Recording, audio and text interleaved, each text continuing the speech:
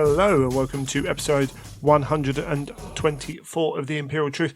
My name is Greg and I am your host. Before we go anywhere, let's talk about Element Games, the purveyor of all miniature goodness. I just got my copy of Dark Uprising from them, arrived before I got home from work on a Saturday morning. Literally got to open the box and Mrs. Truth took it upstairs to be wrapped up for Christmas, which was fine. She did ask me if I wanted to open it beforehand, but I think everyone knows that I've got plenty to be getting on with in that time, but we do have a Necromunda campaign coming up at the club at some point soon, and I do want to get that Zone Mortalis stuff painted and probably try and work out a way of purchasing some more at some point. But yeah, ordered last Saturday, turned up on the Saturday of release before, pretty much before I'd have a chance to get into GW to get it. So that's one of the major reasons why I use Element Games. Fantastic service like that. On this episode, we have Michael on to discuss the second Siege of Terror book, The Lost and the Damned. And then we have James, our spare player from Blood and Glory, on as well to talk a little bit about the weekend. Apologies that this episode didn't come out. I skipped an episode, should I say. Anyone who's listened for the last few shows will know trying to keep on track has been an issue with everything going on, and I could have rushed something out, but it would have been really late anyway. And I thought it was better just to wait, and it's been a while since we missed an episode, so I'd rather do that than really force something out and then have to record again within a week to try and get another episode out. So thank you for bearing with me. It means we've actually got some new stuff to talk about from Forge World, which is a very pleasant surprise. I can't remember if we talked about it last time, but the Encadius Blood Angels Dreadnought, the one with the jetpack on the back, has now been released. I don't know, it's kind of over the top in the way that 40k can be, and it's fantastic and it's beautiful. And I hope lots of people are buying them. Then we had an Ultramarines Contemptor drop as well, which came kind of out the blue, but is really. I didn't even mean that pun, but I think it's fantastic that it shows that progress is going on. Like when. It's a very interesting situation we've got, but there's been that frustration that not a lot's happened. But this shows that they have been working on stuff. It's not just the little bits that we see here and there. The crew are working behind the scenes, and maybe we'll talk a little bit later on about other stuff to do with that as well. But it's great to see that coming out. And then I completely forgot about the Deredeo, the Boreas air defense missiles that we saw. I can't even remember when we saw it. It's a while ago now. But they're now out, along with the Volkite Falconet batteries. So you can really play around with different stuff on your Deredeo and talk about being over the top. When combined with both of those, I'm not sure they're the best mix of weapons to put on a Deredeo. But what I am sure of is it looks fantastically over the top, I suppose is the only way to put it. I might have to put an order in, might have to get myself a Deredeo at some point, and might have to sell some stuff first, but that's potentially on the cards. Anyway, the other thing that we did get is the Iron Hands Contemptor came back in stock as well. It wasn't really advertised, but certainly for a while it was in stock. Hopefully it still is if you've missed out on one, because I know a few people were asking for that, but it's great to see that come back out as well. So for a few weeks, it's not a bad little collection of stuff to have come out. I think it's quite cool. And of course, on top of that, as I say, we've got Dark Uprising, which means not very long now we'll be getting the breakdown of that terrain set that can be used to create Zone Mortalis and 3D Zone Mortalis. You can go up levels as well if you wish to do that. Necromunda, it's weird that it's had to come out that way. It's not weird at all. Necromunda is a fantastically successful game, and it works superbly well for that. And we're lucky that 30k gets to benefit from it as well. It shows how busy that Forge World are amongst their different studios. We've got Blood Bowl doing very well, Necromunda doing very well, Aeronautica Imperialis seems to be taking off.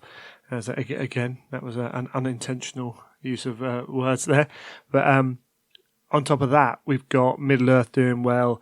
Adeptus Titanicus is still putting bits and pieces out. And now we've got the announcement of the Old World. So I think this might be what the rumours were talking about a few weeks ago. I think around Nova time there were some rumours that were sort of restructuring in Forge World or something like that. Well, putting together a team to have miniature gaming set in the old Warhammer Fantasy world, the Old World as it's known, in whatever form, because we still really don't know what form that is yet. All we know is it's a few years off.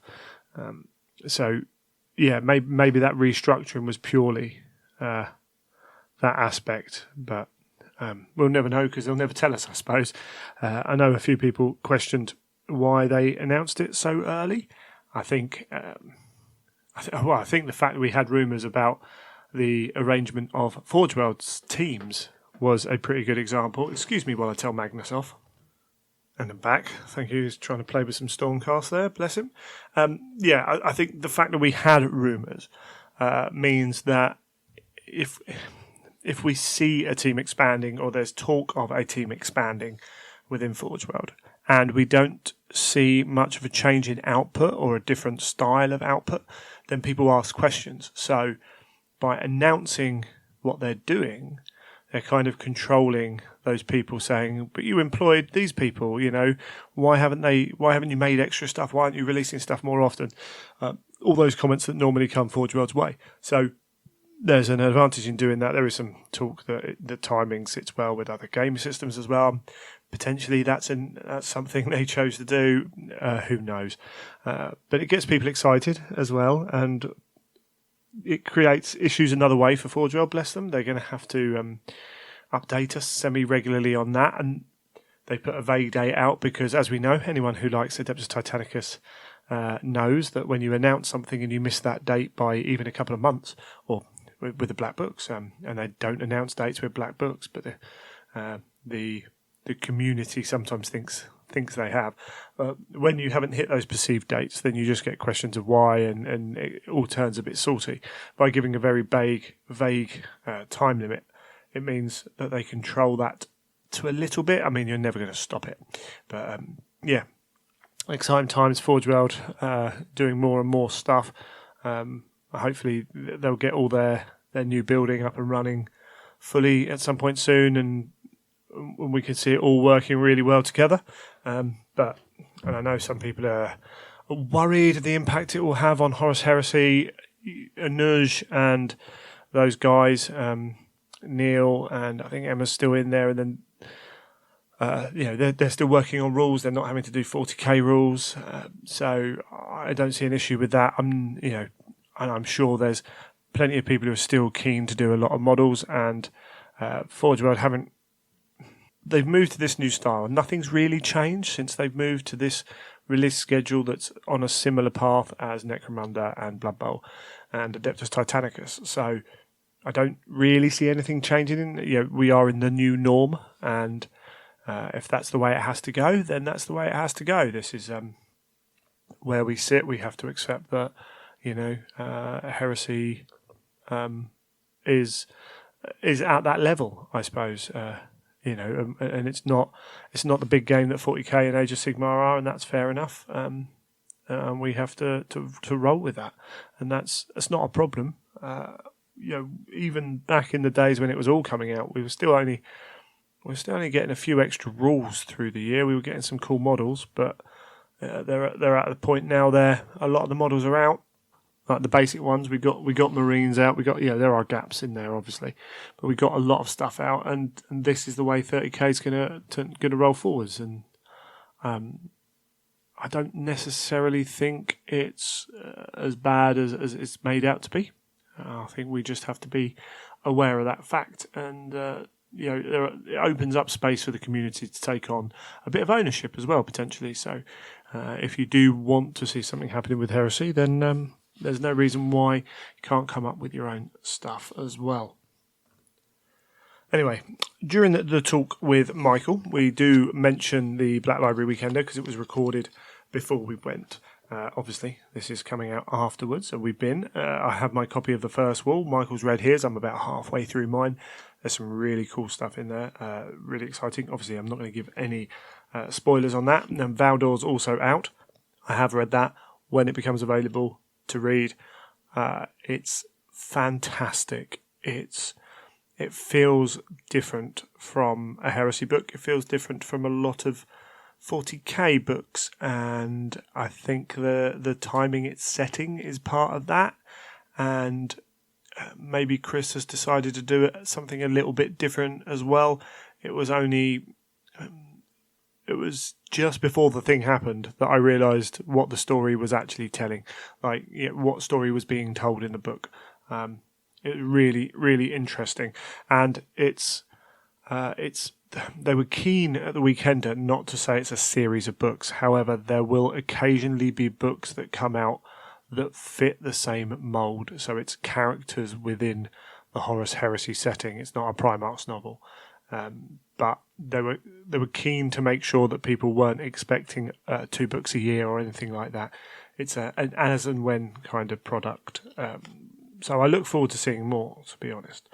We also had the official announcement that the Lionel Johnson Primarch book will be the next one, Lord of the First. It will be available at the Black Library Celebration. I think it was the first date in its limited edition version, and that's February. They do that, and it's written by David Geimer, so that's really cool. And there's potential. They didn't state either way. Potential we could see 2 next year. Who knows on that one, but that would be really cool, and that will tie us on to 13 Primarch's novels, so only 5 more to go after that, which is really cool. Good to see. And I was trying to remember, there was some authors talking on Twitter. Every now and then you see something you think, oh, you were writing in a 30k setting. But yeah, I'm sure they're on that with maybe authors who aren't involved with the main Siege of Terror books, because we obviously know there's 6 of those, plus Graham McNeil doing a short. There's space for other shorts. I think they even confirmed there's going to be at least 2. So there are plenty of other people that could be writing those books. And then the final announcement there was Siege of Terror Book 4, Saturnine by Dan Abnett, which is interesting. In the chat, Michael and I are kind of trying to decide who writes what, and Michael was proposing that Dan will write 2 books in the series, and I'm inclined to believe him now. I actually found out this on the Friday night, which was really interesting, because without any information at all, Michael and I were sat trying to work out what was going on. But yeah, really cool, and I think it looks, well, yeah, I was talking to Chris a little bit about his, he hasn't started his book yet, but about the challenge that writing a Siege of Terror book poses, which we've heard on the interviews and stuff about how difficult it is dealing with the scope, dealing with the amount of people, and Chris was also talking about the pressure as well, which was quite interesting. But yeah, I'm really looking forward to reading Saturnine. I'm trying to remember if that was the same date or not, but we'll see. There'll be more information about that. One thing I did ask was, because of Valdor coming out without much fanfare, without notice, essentially that was an error. If you're reading any books and from Black Library and you want information about when those books are coming out, the first official place that they'll put news of that out will be Warhammer Community. Now, information will get out other ways from events and things like that, but Black Library Games Workshop's method of communication is through Warhammer Community. So check there first. And when you see someone posting a picture, the chances are it's come from there. So yeah, that's interesting. And Saturnine's an interesting title as well. So I quickly Googled it. It means gloomy, but we have the Saturnine fleet is a part of heresy lore, 40k lore. Saturnine Terminator armor as well. I wonder if it all links back into we're going to see Saturn playing a part, or maybe just troops from. Yeah, who knows? I almost don't want to know. I want to find out. In fact, someone messaged me after the weekend, was like, "Who's in the dramatis personae of the book?" And I don't look. I don't want spoilers. I don't want to see a name appear. I like for them to appear off the page. Out, if they all of a sudden someone swoops down and does something amazing, then I want to be feeling that for the first time when I read the book. But yeah, there was a real buzz around Dan. Obviously, he has a great reputation, and if we do get, it's really hard not to see Dan finishing this series off. Someone was saying that his comic book output has chilled a little bit. I don't know. So it looks like there's enough time for him to write 2 books. And all the authors seem keen that he finishes off the series as well. So 2 books from Dan is a good thing from me, as far as I'm concerned. I tried to get John to kind of give away whether he was writing 2 or not, and he didn't. He did not neither confirm nor deny what he was doing. I got a feeling that there might be more from John. Now, that doesn't necessarily mean that's a novel. That could mean that's a novella. Of course, it could mean that he's not actually writing any more for The Siege. So, it was fair play to them. They're all pretty professional in that kind of circumstance. But that was good. But it was good to get a little bit of feedback on that. But yeah, that's enough of the Black Library Weekender. I will say that, we talk about Blood and Glory in this episode. Blood and Glory 2020, we weren't sure what was happening. The way this year's event was organised was less than ideal. We all know that, and everyone within the organisation knows that if we do it again, it needs to improve. We had some chats over the weekend whilst Blood and Glory was running, and we have been working away hard trying to make sure we have an appropriate venue, because we had a contract with the Roundhouse that lasted 3 years, and that's over. So whether we stayed there, moved on, what dates we do it, because those dates aren't necessarily the best, but then if they're the only dates you can get, they're the only dates you can get. And then if we change venue, if we change dates, what else do we need to change? We're having lots of discussions about that. We should get some official news fairly soon, I think, and we're going to make a big commitment to making sure we keep people updated, that it's regular, that things are done in advance, and as it should be, from our point and from point of view of you the punter coming to attend, but also from us having our heads screwed on trying to do it as well. And certainly from my point of view, I'm looking for some volunteers for next year to help out. We are far too early stages to really look at exactly what's involved and what's going on, but I need spare players for any events I run. So if I'm running, which I hope to do, Adeptus Titanicus and Heresy next year, then I need 2 spare players and maybe another support staff as well.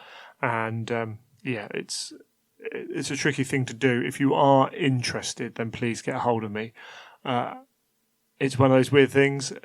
We have to be running the event. We have to make sure we have the right people involved, and that's not a diss on anyone. That's making sure that it just all works smoothly.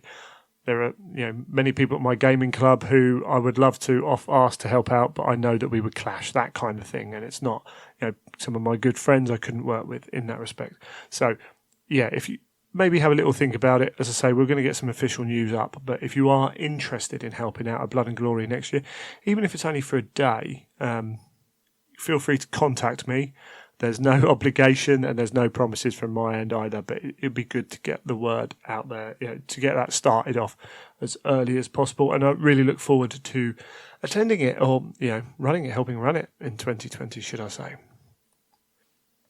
One more thing, before we head into the main part of the show, just to let everyone know, the raffle has started. So this is the charity raffle for Cancer Research UK. There are 4 prizes that will be given out to 4 different ticket winners. There will be, we have the gold Ferrus Manus, Golden Demon Gold winning Ferrus Manus from, I think, off the top of my head, 2013, 2014, something like that. Large miniature at Games Day / Warhammer Fest, whichever one it was, would be Games Day, I think. Absolutely stunning model of my favourite Primarch. I wish I could win it. We also have Eidolon, who won silver at a Horus Heresy Weekender, might be 2018.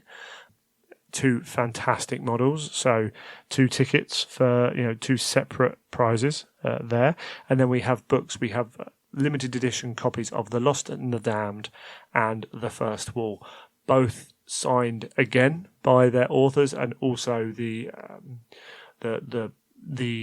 cover image on the inside, because of the limited editions, has been signed by Neil Roberts as well. So yeah, they'll be going out as well. So four winners of those. The potential price of £5. Every full £5 you donate on the website will get you 1 entry into the raffle. If you want to win the raffle, right at the end when you're putting your stuff in, there's a little checkbox you have to put, which basically allows them to share your information with me if you win, and that's going to be running for a month and a bit. I'm going to draw it on Christmas Day. I think we're having a quiet Christmas Day here, so why not get Mrs. Truth to help me, and we can draw the winners, and hopefully someone else can have an even more fun Christmas by winning either one amazingly painted model or one limited in-demand edition of one of the Siege of Terror books. I think it's a pretty cool prize. We've had people donating already, which is really good to see. So thank you very much. So if you want to support a charity and have a chance of winning something cool, then please, the link will be in the show notes. It's on the social media as well, and I will bump it every now and then. If you can't spare the money, I appreciate we're in the run up to Christmas and everything else, but you want to support, you can always share the link. So if you're in a group where people might not necessarily have seen the link, then feel free to go and share that link into those other groups as well, because the more we raise for cancer research, the better. And you could win for £5. You could win. I dread to think what you could charge for Neil's Ferris if it went onto eBay. I think there would be a Golden Demon winning model, of such a lovely model as well. So yeah, anyway, good luck for all those who do enter. But now we'll head into our chat with Michael.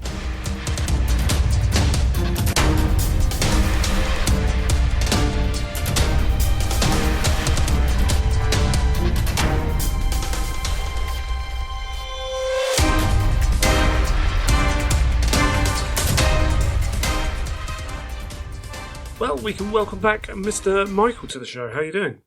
Yeah, very well, thanks. Thanks for having me back. No, thank you for coming back. And we're going to talk a little bit more about Book 2 of The Siege of Terror. Now it's out in hardback and everything, regular hardback, should I say. The Lost and the Damned by Guy Haley. Indeed. Yes. And a very fine book it is. So we'll try and give a bit of a gist of what it covers, and I'm sure we'll end up talking about bits and pieces.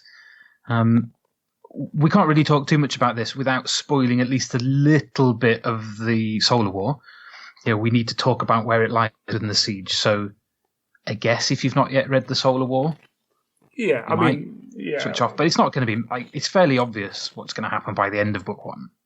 I mean, if you've seen the cover of the photo, of the cover of the book, you know that we're set on Terra now.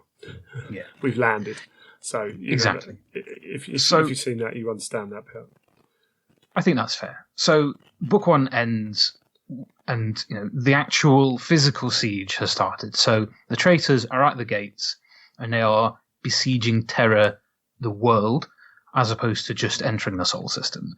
And this book is about the early stages of the literal siege. The shells landing on Terra, the traitors landing their forces. And essentially, the book is all about that sort of outer fortification. The physical fortification of the wall, the aegis, the shield that's defending it, and I guess the metaphysical boundary that the Emperor is projecting. So I think we're going to see this across the whole 8 books of the siege. We're talking battle on 2 planes. You've got the battle of the guns and the swords and whatnot and the bombs, and then you've got Horus and the powers of the warp battling the Emperor in that metaphysical sort of sense. And this one really is about, it's about the outer wall and I suppose it's answering a lot of questions, right? It's why don't they just bombard the whole place and flatten Terra, flatten the palace? Why don't they just land the World Eaters first? Why is it that the Death Guard are the first traitors onto Terra, but they're not even the first, or at least the first traitor legionaries on Terra, but they're not the first people to land? So it's dealing with a lot of those things. And what I think is really interesting that Guy's done is he's tried to show as much of it as possible from the perspective of humans. So there's loads of characters, there's loads of Primarchs, loads of Space Marines, but it's the key parts of the book really are seen from the perspective of a conscript. Just this guy, just a scribe or whatever, who's conscripted into the Imperial Army, last gun shoved in his hand and told to go and stand on the outer wall in the trenches and whatnot.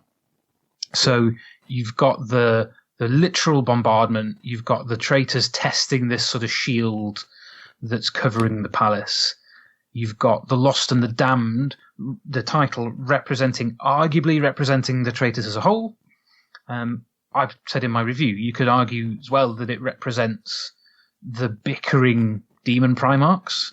Yeah. But on the surface of it, the most obvious representation is that Horus sends in as his first waves the Lost and the Damned, the traitor guardsmen, the beastmen, just the chaff to expend their lives wasting the defenders' ammunition. And so it's a book about a conventional siege, really, in a lot of respects. You know, there's siege towers, there's trenches, there's assaults on the wall, all those sort of things, while lots of other stuff's going on. But unlike the Solar War, which was set in various places around the Sol system, this is very much focused on Terra. You know, you see the traitors in orbit, you see variety of characters in the Imperial Palace, but it's focused on the Imperial Palace, and primarily it's focused on one section of the wall. So that what Guy's done is, rather than trying to show everything that's happening, he's sort of talking about what's happening, highlighted like this micro view down on one individual area that represents the siege as a whole. Yeah, I think that sort of covers it. And the main character, Katsuhiro, he really is. You know, he's just an average human, and I really quite like that.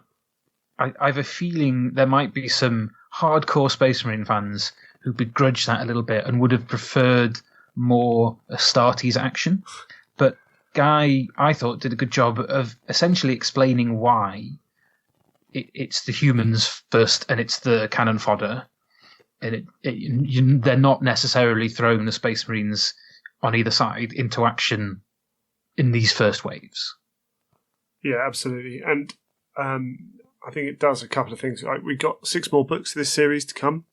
Yep. You're going to get a lot of Space Marines fighting. Right? Oh, yes. So, I absolutely. There's always people who aren't happy when books aren't full of Space Marines fighting each other. So you're going to get plenty of that in 6 books. You're going to get Space Marines and Primarchs fighting each other. That's what this series is going to be about. Let's give the Terra's full of billions of humans. They're not going to just stay out of the fighting, so they have to have their limelight. It also, again, grounds it. So, yes, there are billions of humans on Terra. They're not fighting to save humans. So it helps put all that, again, into perspective. It's like, okay, all these people who are milling around, who are essentially civilians, right? You're all conscripted. You're all going out to fight. Cheers. Yeah. You know. I really enjoyed the way that this hammered home the fact that if you strip it all back, it's a battle for the sort of the soul of humanity and the future of humanity. But it's and so an individual human represents what the fight is about, but it isn't about them at the same time. Oh yeah. It's so far above them, above their abilities, above their capabilities of just understanding what's going on. So when we get into future books, and it's thousands of traitor Astartes flooding the walls and through the palace, however capable a human is, they're dead. Yeah, they ain't surviving that. So the focus will inevitably turn to the Space Marines. At this point, it's the right time for the humans to have the limelight. And I love the fact that it really represents that sort of dichotomy of, on the one hand, the heresy is about the future of humanity, but on the other hand, no, they don't really have a place in this beyond just slowing the two sides down.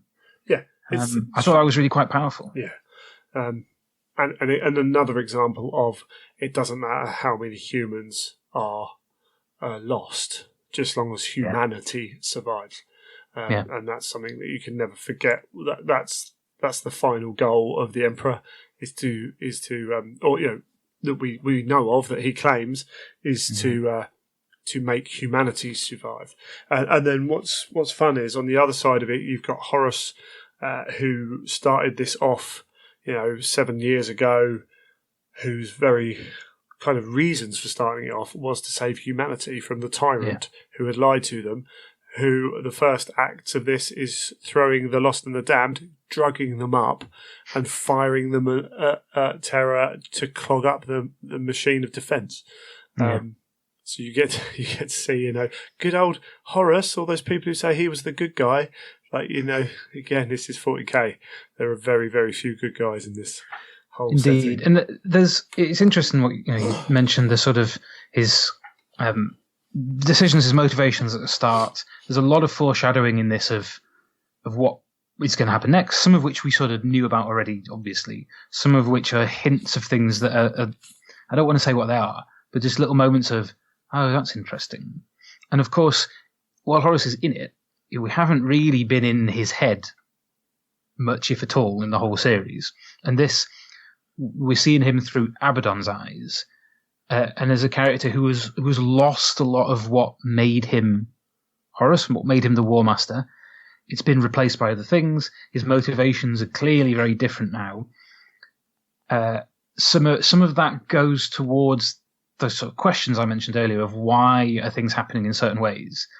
And a lot of the people asking those questions are actually on Horus's side. It's Abaddon or it's the other Primarchs who are raging against the restrictions he's placing upon them. I really enjoyed that. And that dynamic of Abaddon trying to be the straight man. He just wants to look after his father. He wants to see things through the right way, quote unquote, because he still thinks that the powers in the warp are there to be controlled and they're a tool, and that Horus's goals are going to end up with something better. Yeah. The traitor Primarchs, not really, or at least some of them, that is not what they're there for. No. You get some really interesting stuff with Angron, with Fulgrim, with Perturabo, with a very different perspective because he's not a demon Primarch at this point. But I like that bickering nature of them, conflicting viewpoints, the tension, the way that Horus has to sort of drag himself back from his focus to play peacemaker between them. There's some really interesting stuff in there. But it's the same with Valdor and the Primarchs on the other side. Yeah, definitely. They're snippets, right? They're little bits and pieces so that we get that reminder of what's going on in the big picture. And then the forward momentum appears when it goes back to the front line. We see the gradually diminishing state of the defences of the Aegis and the worsening state of, I suppose, despair at this is not going to end well. Yeah, for sure. We get to see, as you said, it's a classic siege, as much as it ever can be. We have siege weapons of various types being put down. We have defenders understanding that, in this case, they know the Ultramarines are coming. They know there's a clock on it. And I love that, Dawn through the whole thing, like through the first book, it's like, basically we just need to survive days. Yeah. We need to just, it's like playing rugby. We just need field position. That's all we need. If we got field position, we can't lose this. And then against that, you've got Jagatai, who's like, yeah, well, you're right, but I need to take action. And actually, to help that, let's take action here. And that conflict between the two of them, which is great because you had so many people kind of when Russ left Terra. Lots of readers were like, why would you do that? Look at the Khan. He's done this. And yet actually, cut to now, and the Khan's essentially doing a similar thing to Russ in that respect, and clashing against Dawn there, where the Khan was asking Russ not to go beforehand. I really liked that two sides of the same coin. Yeah. You've got the Khan and Sanguinius are nominally under Dawn's command. In theory, Dawn is the boss of the defences. Khan and Sanguinius, if they want to, they just choose to ignore him. And there is that conflict and they butt up against him. But ultimately, they're still working for the same goal, right? So it's just them agreeing with him, but saying, yeah, but you don't quite understand the way I see it, and it's still going to help. The flip side of that is the traitors, who Horus is forcing them through force of personality to just toe the line. And there's no way they can really get out of that. And so they're pushing and pulling. Yes. But for selfish reasons. They're not really doing that because they believe in his plan. They just want to get stuck in. So you've got essentially the same thing happening on each side, but for very different motivations, which was cool. And this is where Mortarion and Perturabo are so important to Horus, because they're two of the Primarchs who are more likely to understand that there's a plan.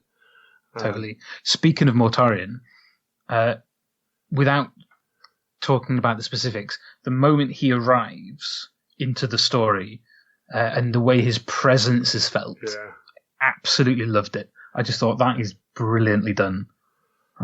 Credit to Guy for that.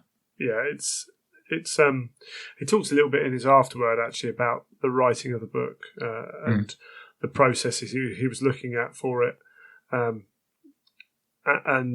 that's one of the challenges he had. A number of Primarchs in this book. He had to get from point A to point B. He had to mention certain things. There's a lot of stuff we know about the Siege of Terror over these 8 books that have to take place, but then they have to fit into the narrative of also what you're trying to tell. There's a lot of that going on, and then you have to explain the stuff that's not easily explained. So why can't Angron just, as you say, why can't the World Eaters land with Angron at their head? So you have to have a reason for that, and I'm sure those writers' rooms that they had were really helpful in that. But it's done in a very believable way. Definitely. Wouldn't it have been amazing to be a fly on the wall in one of those rooms? Yeah, absolutely. But I loved the way that I've seen people ask about exactly that. Why isn't Angron down first? Why don't they bombard? Why are they waiting? Is Gulliman turning up enough of a concern? And I love the way the guy basically answered all of those with, well, what you knew was right. We told you this. This is the truth. But there's more to it. So yes, they are concerned about Gulliman. But there is something else in there that doesn't detract from the importance of Gulliman arriving, that just builds on it in an interesting way. And that's like, the book is not, I think some people sometimes read Warhammer books purely to learn facts. Yep, a lot of just want to know this thing. And what the Siege books, I think all the Heresy books have done a really good job of, is not just being a purely vehicle for that. If you took those out, they'd still be really good stories. This book would be a great story, even if it didn't go into those things. And that must have been really tricky to balance all of those things, all the stuff you're talking about in terms of making sure this character turns up at this point and he's mentioned and so on and so forth, while still telling a story which, if you read it on its own, you could still enjoy. And I think you probably could, even if you hadn't read The Solar War, you could enjoy this one straight in. I mean, I think you and I had a bit of a chat ages ago about a moment relatively early on, which is a little bit exposition heavy, but which sort of sets the scene of what's gone before. And it essentially does that. It's, as someone who's read them all, I quite enjoyed it. I enjoyed the way that it reminded me of how much more I, as a reader, know about what's going on than any of the characters in universe know.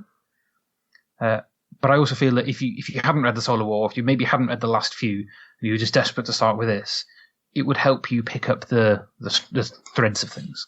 Yeah, absolutely. It had to be in there for people who haven't read everything. But and sometimes that becomes terrible to read if you have read everything. In this case, it wasn't. No. And that's not easy to do, as far as I can tell, because you can think of the amount of times you've watched a film or read a book where Basil Exposition has appeared and done his little bit, and this was believable in that respect. So as much as anything in this universe can be. But, yeah, totally. I've heard people recently. I was at a book event the other day, heard people talking about, in terms of exposition, about the "as you know, Joe." Sure, yeah. Thing, where a character turns around to another one and says, "Oh, as you know, this is the thing," and that would get tired quite quickly if that happened. But the way Guy handled it, I thought was really quite elegantly done, and had some interesting dynamics, because it wasn't, the purpose of it was not solely for exposition. Yes, it also developed a little bit of the relationships within those characters who were discussing things. That moment of, "Why didn't you tell me? How come I didn't know about this?" Was really quite nicely done, I thought. Yes. I think someone pointed out that one of the bits was like, how did he not know? Wasn't he here at this time? You know what? Oh goodness, I don't know. Yeah, I think there was a moment between Sanguinius and Dawn, and it was like, hold on, but he did know because it happened in previous book. It's annoying if you see something like that. It will rub on you. I kind of forgive the odd one. Yeah, it's pretty nitpicking. Yeah, I mean, if it jars you out of the story, it jars you out of the story. You can't help that, I suppose. But over the course of however many books, to have one or two things like that, yeah, fair enough. You know, I also think it's fair enough if it jars you out of the story a little bit. Mm-hmm. My brain doesn't work that well on all those details. Some people's do. They remember every little thing. That's true. Fair play. So, but yeah. In fact, actually, weirdly, I was listening to another podcast, and they were like, well, I think they basically said almost all 40k fiction is just pulp, bolter porn.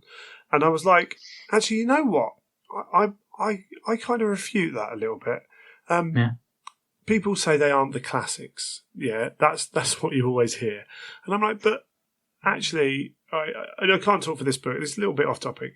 But when you look at the series of books that made it to New York Times bestsellers, when you look at authors who've won Gemmell Awards and various other literary awards for their Black Library stuff, like how much more do you want from a book? Like, it's pretentious. That's what that is. It is a little bit, and sometimes it's true. But I think it's easy for a lot of people just to kind of get down on it. It totally is. It's easy to be dismissive of something that you don't enjoy, or something you don't understand, or something that you just think is uncool. And I would suggest that there's a big difference between pulp fiction, which, you know, genre fiction, which is you know, plot focused and character focused and all these sort of things, and it's to tell a fast-paced, exciting story rather than some literary masterpiece. You know, that's fine. There's a difference between that and that vile term bolter porn, which I just really hate, which is so dismissive. But essentially, strip all the nonsense away. That means a book which is focused more on action than it is on character development and those sort of things. And you can have one without being the other. And even I was talking to someone just about this today. The Space Marine Battles books, for example, not all of them, some of them, you get the sense, and I'm speaking this as someone who is, I don't know, maybe I'm making this up because I've not spoken to an editor about this. I get the sense that the writers were encouraged to focus on the battles. They are called Space Marine Battles. I think they've said that. I think writers have said that. I wouldn't be surprised at all, because they're designed to appeal to the hobbyist who isn't a reader. Yeah. To go, you like Dark Angels? Read The Purging of Cadillus, because it's about Dark Angels killing stuff. Cool. Or it's designed to appeal to maybe the younger reader to just get them into it, and then they can go off and read Gav's Dark Angels stuff elsewhere. Or you like Chaos? Cool, go read the Black Legion books. Now, they were designed for that. And that's fine, because there's a space for that. I also heard someone the other day at this book event saying that we shouldn't read for escapism. We should always read to challenge ourselves, grow, and understand things. And we shouldn't allow ourselves escapism. It's our responsibility to pick ourselves up and move the species on. And bullshit. You know, sometimes you need that. Sometimes the world needs a kick up the arse. But there's plenty of times where you just need escapism. And there is nothing wrong with that. So if someone wants to read a Space Marine Battles book and then read an ADB book and then read Jane Austen, that's fine, because they all serve different purposes. Yeah, I think, I can't speak. I might be misspeaking here. But if you take Shakespeare's work, right? Anyone who says like, it's not the classics. Okay, well, we'll start with Shakespeare because you can't have a go at me for picking out Shakespeare, yeah, because that'll undo your whole argument. Some of his stuff was pretty serious. Some of his stuff was entertainment. Yeah. And in fact, I was listening to someone talk about him and I think they said that if Shakespeare was around now, he'd be writing movies because he's half genius, half hack. Because he knew what worked, he knew what was popular, and he put it in, and he did this and he did that, and there's nothing. And that's the thing. You're right. There's nothing wrong with doing any of that. Nope. And people dismiss the Battles books, like Chris Wright's Battle of the Fang, right? Yeah. If you want to talk about character and everything like that, Bjorn in that is fantastic, wonderful, as well as other people. But anyway, that got us on. But I kind of got offended listening to that. I was like, hold on, actually, thinking about this. People talk about Pratchett. Yeah, they call him, he's been called the Charles Dickens of his era. Yeah. Because if you actually break it down, he's a genius. Yeah, he writes fantastical humour fiction. And so he's always been held back by certain people because it's not serious enough. And it is preposterous. And talking about not being able to escape it. Actually, I think that literature's some of its strongest abilities is to be able to escape. Exactly, I totally agree. But anyway, back to the Siege. Back to the Siege. I've got a question for you. We haven't talked off air about this, but we talked a little bit today about the Demon Primarchs and the Loyalist Primarchs, about Katsuhiro the Conscript. There's a bunch of other characters in this book. Who's your favourite character from The Lost and the Damned? Who spoke to you the most? That's a good one. I wonder if it's not the traitor human. Oh, okay. So he's only in for a couple of chapters, isn't he? But he's quite powerful. Not that he spoke to me the most, but he told his story was a major story in how the humans are looked at, how they were treated, and also linked back to all that old lore. Guy talks at the end about actually the literal Lost and the Damned. When we had rules for the Lost and the Damned, we had an army book for it at one point. These are the Lost and the Damned, and they are just treated like, numbers, absolute numbers. So potentially him, although Katsuhiro was pretty cool. It'd be hard to pick one, I think. I mean, the Khan has possibly all the best bits. The Khan does have some really good moments. Yeah, there is some absolutely cool stuff in that. It's hard to pick. And then even, we get the Night Lords in this, just a smidge of Night Lords in this. They're quite cool, but I can never quite like their characters, which I think is probably a good thing. If I was ever having psychotherapy, I can say, don't get on with the Night Lords. Skrobok, that's his name, isn't it? Skrybok, I don't think anyone really stood out. Like Abaddon stood out in the last book, or Abaddon. Okay. For me, I liked everyone in this book without having someone like really stand out. Although even then, Sanguinius just walking around, Sanguinius knowing what is needed of him, even though he's not fighting, is full on Sanguinius. I agree. I have a bit of a soft spot in this one for Raldoron. So there's two Space Marine captains. You get Raldoron for the Blood Angels and Maximus Thane for the Imperial Fists. And they've got a bit of a tough job in this one, really, because they've got to wait. They've got to sit and watch what's going on and not act, which is tough for them. And there's a nice little bit of sort of humanity between the two of them. But I really enjoyed Raldoron's just long-suffering frustration at Sanguinius just going, Lord, don't make yourself a target. And Sanguinius just keeps turning around going, I ain't going to die today. And Raldoron just winces every time of, this makes me so uncomfortable. Do you saying that? I really enjoyed that. I thought that was cleverly done. That's cool. And his little interactions on the wall with the others, because you've got the full-on mix of Space Marines here, and obviously the Imperial Fists in general haven't been outdoing their thing a lot. They've been mainly guarded here, so we haven't seen a lot of their interactions. But Yeah, there is some pretty cool stuff. There's a lot going on in this book, and you get a little bit of this here and a little bit of that here. Yeah, I mean, that's the heresy to a T, isn't it? Just all sorts of strands. And this is, like the Solar War, starting to wrap those up. So Guy brings in Scrivok, the Night Lord. He brings in a couple of the Alpha Legion operatives from Praetorian of Dawn, who I really enjoyed. I thought they were handled quite nicely. And various bits and pieces elsewhere. Khan and Angron and Latara Sarin have some interesting little bits and pieces going on. Khan is a fabulous character.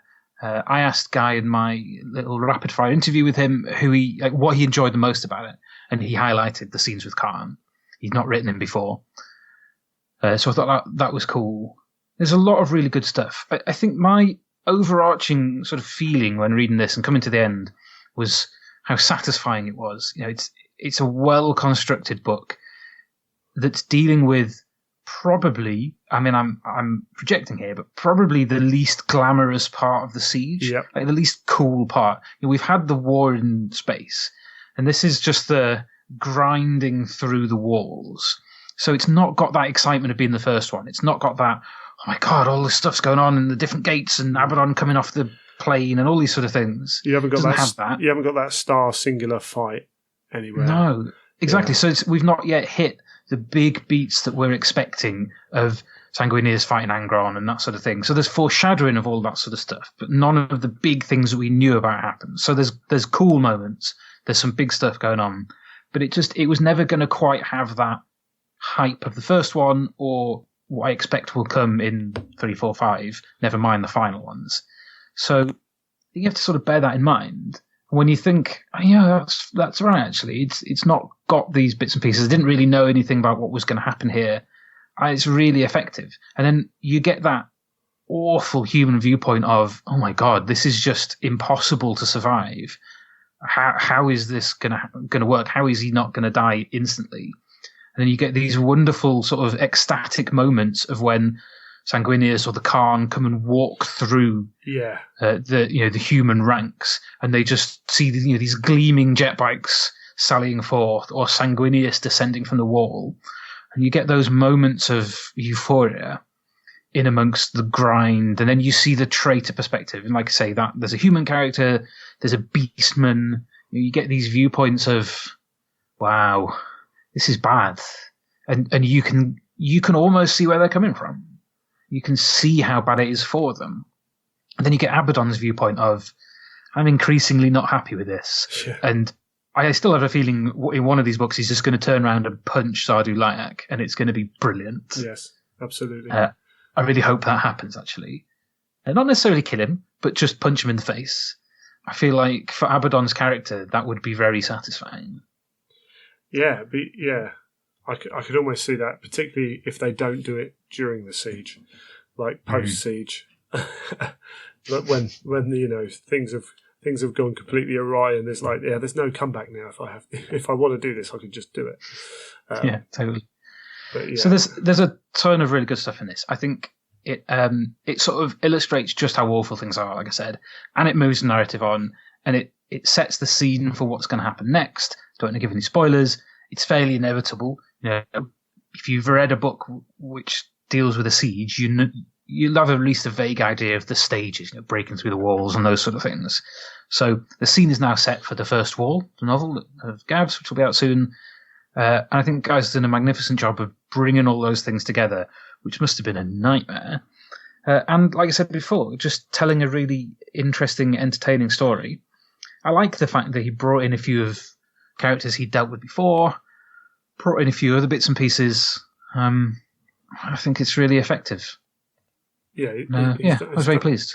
He's done a good job there, and it'll be interesting going forwards to see how much we're jumping around. I say for 6 books, I still can't quite work out how they're going to break things down. Exactly, because if the next book is breaking through the next wall, then like, even if the entire book is dealing with getting through the next wall, and then they're very quickly going to be into the palace. And you can't have 3 books talking about fighting. Well, maybe you can, but in this way of this narrative momentum, if it keeps up, the end's got to come fairly soon. So they've got to broaden things out, or they've got to introduce other aspects. We haven't really seen anything outside of the palace yet. Yeah. So it could be some of that. But yeah, we could start seeing things from the same thing happening from multiple perspectives, which we've also not seen yet. It's always been one person telling each thing, each sort of scene or each moment. So I'm with you. I can't quite picture in my head what the next 6 are going to do. I feel like once we've read the third one, be able to extrapolate out a little bit better. Yeah, maybe. So we don't know a lot. What we do know is Aaron's picture on the website, the individual picture, author picture, has him. He's got a chalice and a feather on the desk next to him, and he's the only one with any clues whatsoever. So from this, we can guess that he's writing Sanguinius or a major point. But Sanguinius has a number of major points. So is he writing like multiples of them? When do they occur? Does he get to write the one bit? I don't think he'll write the final novel. In fact, he's pretty much adamant he didn't want to.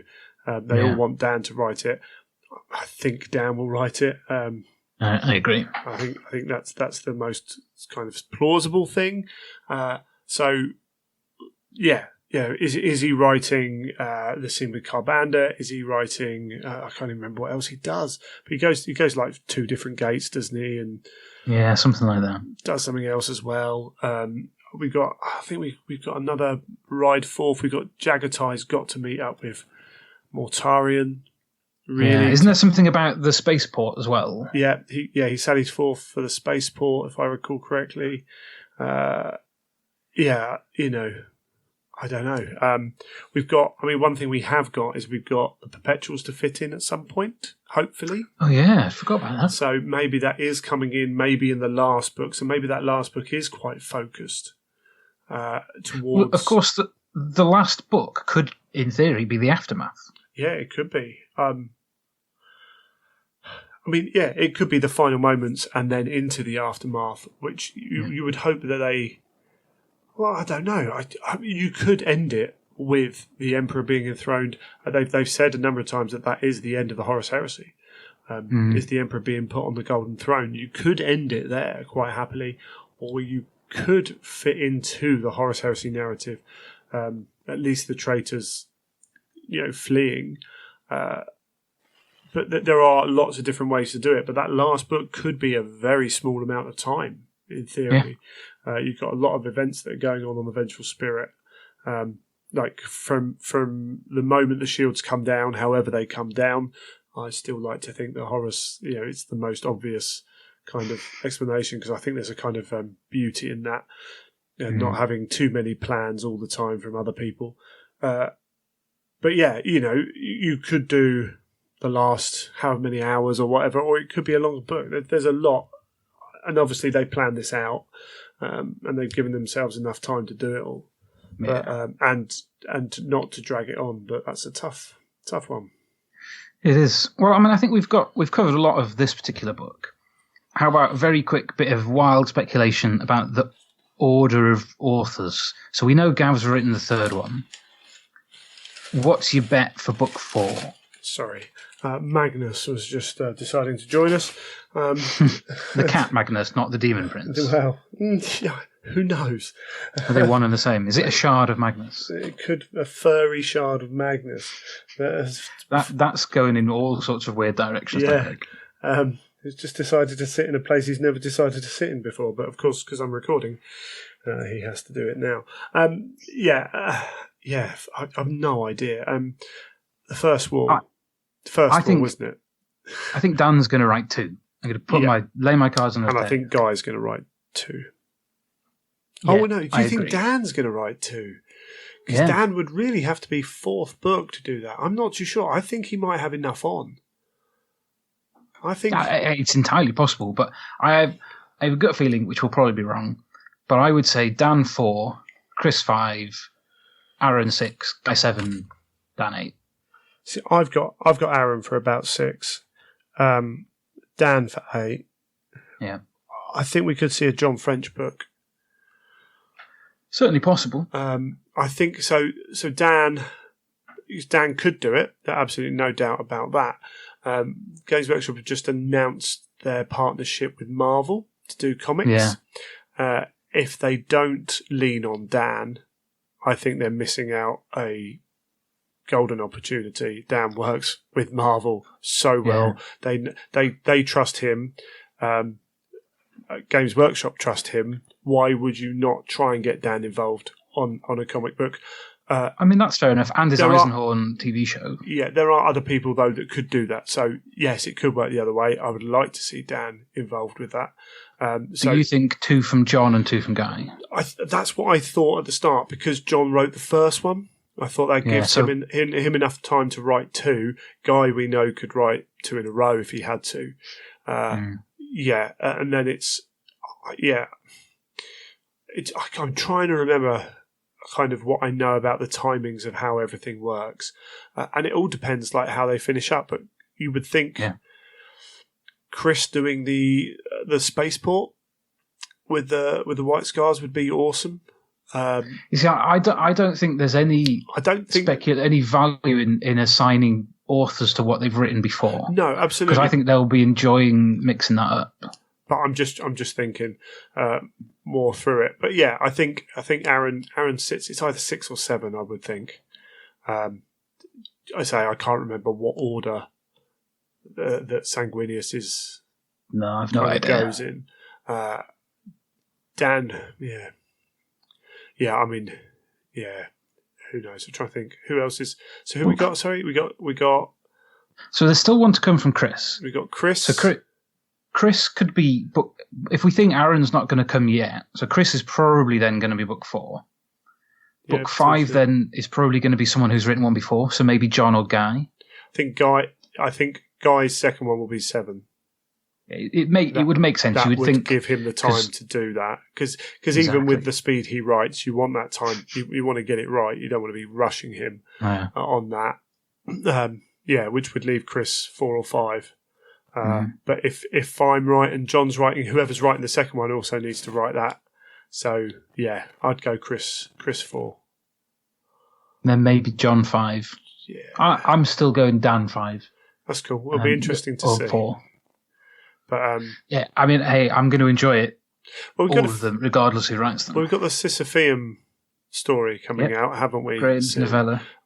We might get another one of them popped out. I'd be very surprised if we don't get at least one of the novella. It seems weird they would just do one.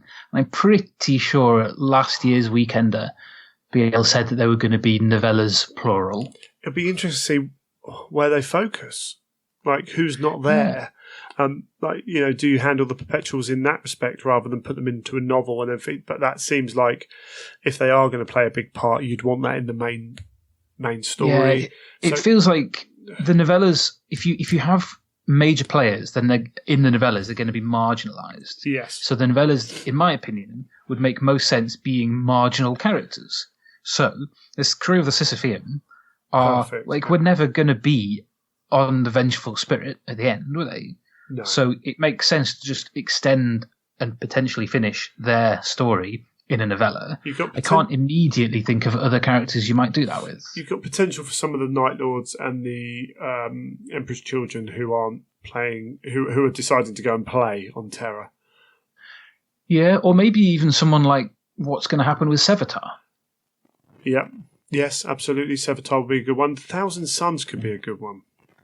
So the only thing is, Ahriman is in the Siege of Terror. Like, he's there. We know this from book 1. And we know they appear, but there could be. You could easily do a little filler story that isn't needed to know that the 1,000 Suns turn up, but could feed in a bit potentially.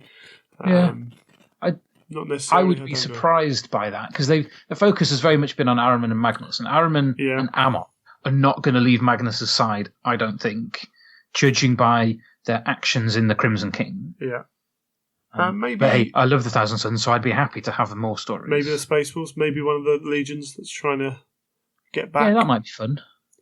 Like you could easily do. I don't know if they'd do it now. That's the thing, unless it's related to this. Who knows? I mean, there's not many characters. Most of the characters are going to be there or thereabouts. Like I'd like to read more on Bjorn, but their relevance to the siege is extremely limited now. Yeah. But maybe it's just who the authors want to write about. It might be. It would be nice to see because last we knew of the Space Wolves, they're broken and bloodied. But if we know anything about Lehman Russ, being broken and bloodied, it isn't going to stop him trying. No. So there could be a bit in there because we know they turn up too late because of because of the Lehman Russ Primarch's novel. So there could be an attempt at that or something like that. But yeah, it's all going to be good. A slight down note. I'm ever so slightly disappointed that they're continuing with limited edition novellas. I slightly hoped they would just put it out for everyone at the same time. Maybe they will. We don't yet know how it's going to be released, other than it's going to be released as a limited edition. I think the fact it's got the Horus Heresy name on it means that's not going to change. I think, but the novels didn't get that. The novels just came out as a hardback, and I appreciate not everyone wanted to buy the hardback, but they still had a greater appeal than something which was twice as expensive. Which novels? Sorry, the recent novels at the end of the Heresy, so the Buried Dagger, things like that. Yeah, but they made a commitment to release those numbered novels in that series, and that commitment's over. Like you've got books 1 to 54 of the series they promised you. Yeah, I don't disagree. I feel like it's a slight shame. I think as we go past, and once the Heresy's done, once the Siege is done, then I think they might not do that quite as much with another series per se. But I think they're leaning on these are the last dribs and drabs they can get out of the Siege. They've done it a number of times. Yeah, it is what it is. Unfortunately, at least the cover for Graham's novella is pretty awesome. Yeah, absolutely. Yeah. So we're recording this just a couple of weekends before the Weekender. So it's not going to be long till that Coming Soon seminar. And someone asked me the other day, do I think Black Library are going to release the author and title of book 4? And I think they probably will. They released the author and title of book 3 in June at Black Library Live, and that's not yet out. So sort of 5-6 months ahead. Yeah. So yeah, I'm hoping that we'll find out, like I said, the author and title of number 4, and then maybe some more about the novellas. I don't think they're going to be discussing huge amounts of details in seminars, but maybe we'll get titles, maybe if we're lucky, covers for the odd thing in that final seminar. So I'm sure the speculation can then ramp up as to what's going to be happening in those books. Yeah, so I did hear something about one of the newer books. I can't remember if it's this book 3 or book 4. That it was quite a weighty tome. It might be book 3. The first 2 have been hefty. Yeah, I've got book 2 in front of me, and it's over 400 pages in hardback. I think there was chat so about if it's heftier than that, like Graham McNeil length. Hey, again, I'm not complaining. Yeah, absolutely. So, it'll be cool. There's a lot to write about, I suppose, and there's a desire to make sure it's done correctly. Yeah. Which, you can only applaud them for. Oh, 100%. So, I think I look forward to it. And as you say, at the Weekender, we're going to get, we've had leaks that Valdor's going to be up for pre-order the week before, and therefore, should be out on that Saturday, so for sale at the Weekender. And, the first Wall's going to be there in limited quantities, obviously, that good old-fashioned, and they are limiting it to one per attendee, however much that is worth. Well, I hadn't heard that specifically. All I'd heard was that their measures are going to be in place. So if that's true, that's excellent. Yeah, measures to control the sales are in place. As I stated on that thread, they've been in place most years and multiple times. Well, I managed to get 5 or 6 copies of The Imperial Truth for friends at that one before I was stopped purchasing, and there was still plenty left over on the Sunday. In general, it's fine, but it would be nice if they managed to come up with some sort of amazingly tricky system like giving a ticket that you had to exchange for the book, it really wouldn't be too hard. No, I think take as many as there are people going to be there. Yeah. If there are some left by Sunday afternoon, and people would like to buy another one for a friend, groovy. If people are buying 5, some of those might be for 5 friends, but you know some of those will be for Mr. eBay. Yeah, I mean, Games Workshop have pretty much said that they just want to sell them. So yeah, I almost don't mind. Take one per person for the event, which I don't know if it's limited to 350 for the weekender like it used to be, or if they've got a bit more. But it doesn't look like they've sold out because they're still pushing tickets. No. So even if they take 350 and they sell them all, there's still a lot left. And we know, I've said this before on the show, I don't think there's thousands of people who are clamouring for ones and couldn't get them. I think there's dozens, if not 100 people who really want those books who can't get them. Maybe 200 max. I think it's a small amount of people, which doesn't help you if you're one of those people. I know that, but if you do that, and 200 people buy them, and then the other 150 they just sell to whoever on the Sunday, I'm kind of okay with that. But just as long as you can only buy one until that Sunday. Yeah. I also hope that before the weekender, they confirm when everybody else is going to be able to order one. Yes, I doubt that. But, fingers crossed it'll go up for order that Saturday morning. That would make sense, I think, wouldn't it? And if you're gonna sell these at the weekender in those quantities, in however many are there, I think it's only fair. I wouldn't have minded if they'd gone up for pre-order the week before and I could have said, pre-order, pick it up at the weekender. I think that would have been fair as well. That they have that. We talked before, that's that hard thing about they want to reward people for coming to the weekender, and it's a hard balance to get right. But if you're going to do that, let everyone else. At least that way, you're only a week staggered. Like you've already staggered between the limited edition and the normal edition coming out. So you can't talk about it with your mates if they don't get on the limited one. So let's not stagger that, split that again, so that some people are getting a week early and then the other people are waiting 2 or 3 weeks rather than 1 week. I agree. I think that sort of book, which has got that sort of appeal, is not the one to bank your rewards to the fans for coming on. No. If they're going to sell limited editions, say, of the new Sisters of Battle book, or just copies of the new Sabbath Worlds Crusade background book early, great. That's a reward. Come and buy it a couple of months before everyone else. Cool. The first wall doesn't need to hang it on that, I don't think. So I agree. Make it available for pre-order on the same Saturday. And I think most people going would be fine with it as well. I think there's a kind of impression, we don't want to upset people, but I think in general most people are pretty sensible. I've definitely seen. I saw one person when I was talking about this on Twitter. I saw one person saying, "If I've paid £75 for a ticket, there'd better be a copy for me to buy." And in my opinion, that's not the right attitude to take. The £75 is not to give me the privilege of buying books. It's because I want to go to the event and I want to hang out with people and chat to authors. And buying the books is a bonus. If you're on the Facebook, if you're on the Black Library Unofficial Facebook page and whatever, and most of those people are actually saying the same thing we're saying. Most of the people who love books, whose primary focus is, what's the stories? Show me the stories. When someone says, "Oh yeah, my mate bought 2," they're like, "Oh really?" 1 or 2 just to sell. There's some people going, "Oh, my mate bought 2 to sell. I'm badgering him to sell it for a reasonable price." There's an attitude there of like, we're lucky we got one. Let's make sure everyone gets one.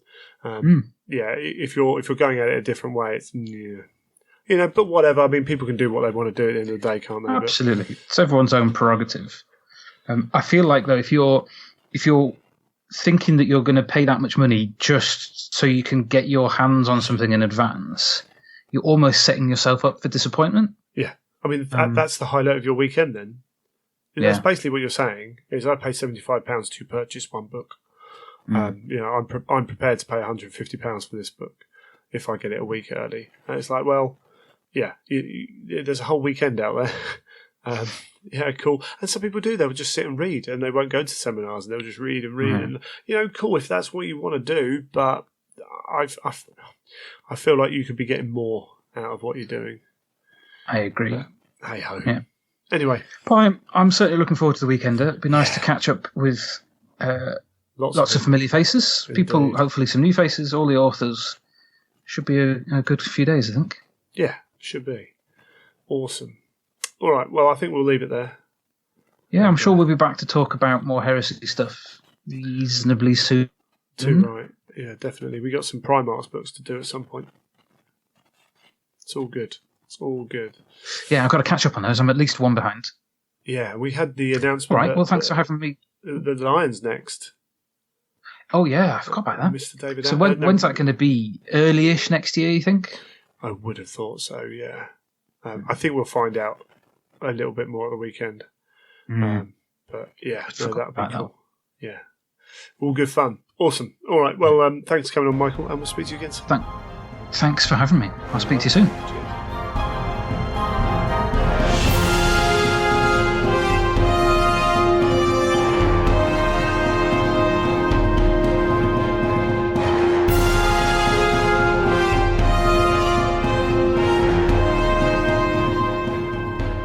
I'd like to welcome to the show Spare Player Extraordinaire, Mr. James. How are you doing? Not too bad, thanks, Greg. And yourself? Yeah, I'm good, thank you. Before we go anywhere, just in case people do want to catch up with you, you're at @the_Deathwatch on Twitter. That's correct. Yeah. A little bit of hobby and a little bit of stuff in there.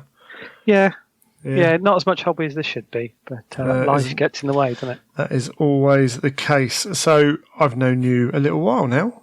Every time you talk about your corn, all-mounted corn army, I remember talking to you about it at the South Coast. Blimey. So yeah, it's been a while. Back when you used to go to events that far away, eh? Yes. Indeed. Before marriage and children, yeah. All good. And so I say no newbie to events or anything like that, but fairly new to Blood and Glory. Yes. Oddly, because I live 20 minutes down the road. Yeah. It works out that way sometimes, unfortunately. And been playing Heresy a little bit on and off for a little while? A little bit on and off for a while. I think it's only this spare playing for you at Blood and Glory. I think it's only the second Heresy event I've done. I did one in Cardiff. Oh, that's right, yeah. Forgot you probably went down there. 2 years ago, probably. Yeah, a little while ago. And I picked up a little bit of Adeptus Titanicus as well. Yes. Yeah, big stompy robots. Yeah, absolutely. And that's what makes you the perfect spare player for this event, because we had a small event. It's always tricky trying to find a spare player.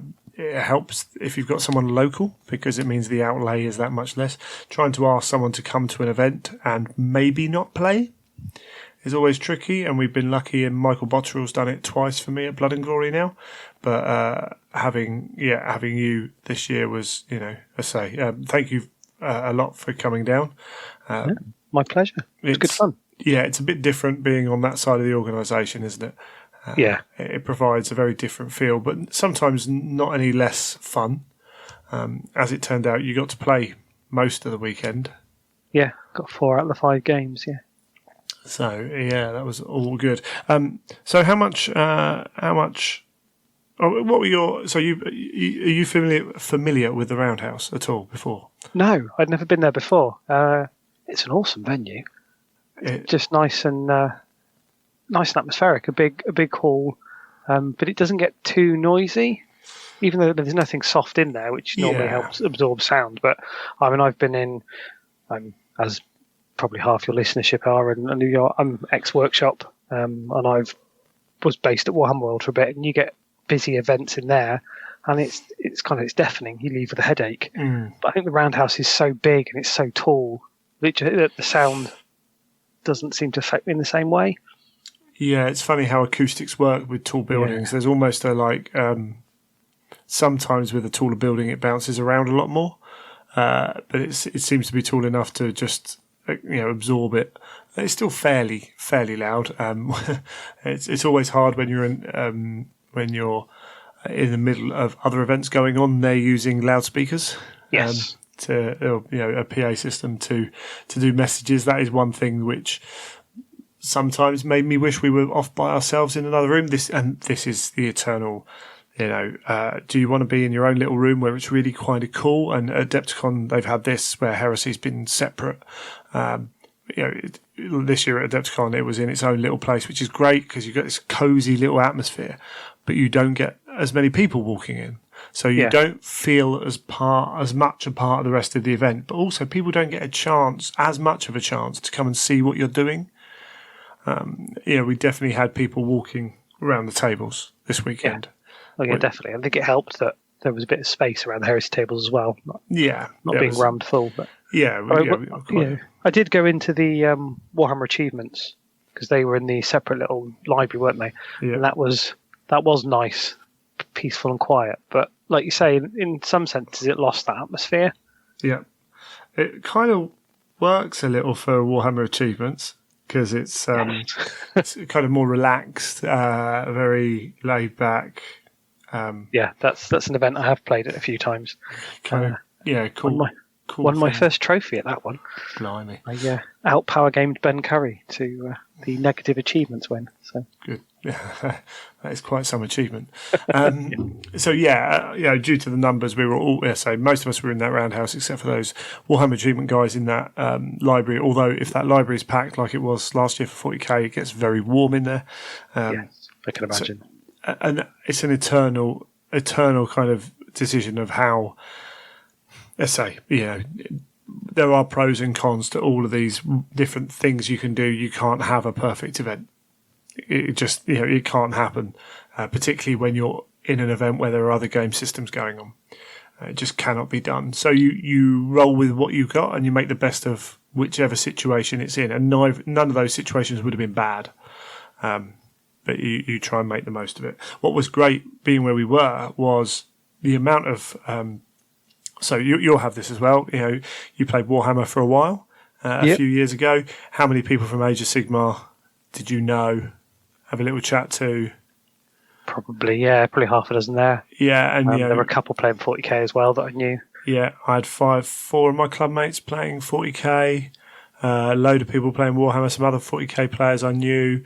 So you have that as well all the time where you're seeing people walk past and you can walk over to their games as well because, one thing I will give a lot of credit to Blood and Glory for, and it's been an ethos of Blood and Glory before it was a multi-system event, was soft scores are important but achievable. So for 40k and for Age of Sigmar in their tournament setting, to win the event, in fact, one of my... so our 4 kind of club gamers that went, I think the guy who finished top in battle points finished last overall out of those 4 because of soft score points, painting and those little bits. But he, as a self-confessed guy who doesn't particularly like that kind of thing, could easily have achieved all those points if he'd taken the time in the build-up to do it. Mm-hmm. And that has led to those, particularly the 40k tables, compared to last year. The general quality on those tables was good. With probably there was one army that was borderline, shouldn't have been there. There was a couple that were like real proper. It'll do. But generally was fine and best painted. There were a handful of really nice armies. Yeah, it was quite a lot, wasn't it? And they did it nicely with a nice long row of tables to put all the AOS and the 40k ones. Would have been nice had they extra table or two to squeeze the Heresy ones onto, perhaps. But yes and no. I think the fact that we had smaller numbers meant that we could just have everyone put their armies out. That's true. So that was the decision I made. I potentially could have moved the bottom 3 tables and put 6 armies up there, but I thought with only just over 20 people, we could just have everyone put their army out. and people were looking around the heresy tables, as they have want to do, because it's stuff they don't see all the time. So you do drag a little bit of that in. Big tanks. Yeah, and there was some really cool Age of Sigmar armies as well. A bit more of the display board kind of thing. That's Age of Sigmar. Again, it's not been unusual to have soft scores. Again, achievable soft scores as part of the event. So that base level's been there, and as a result, over time, it pushes up the top levels.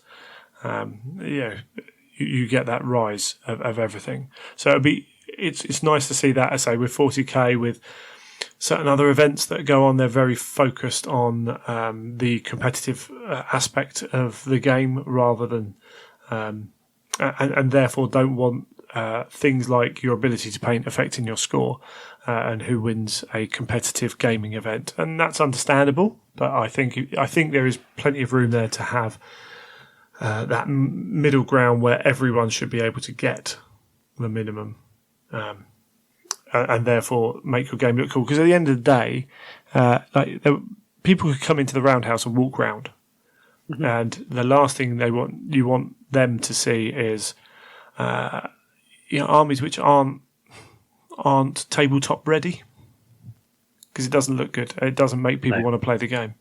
What makes people want a game is seeing cool stuff. Doesn't necessarily have to be beautifully painted.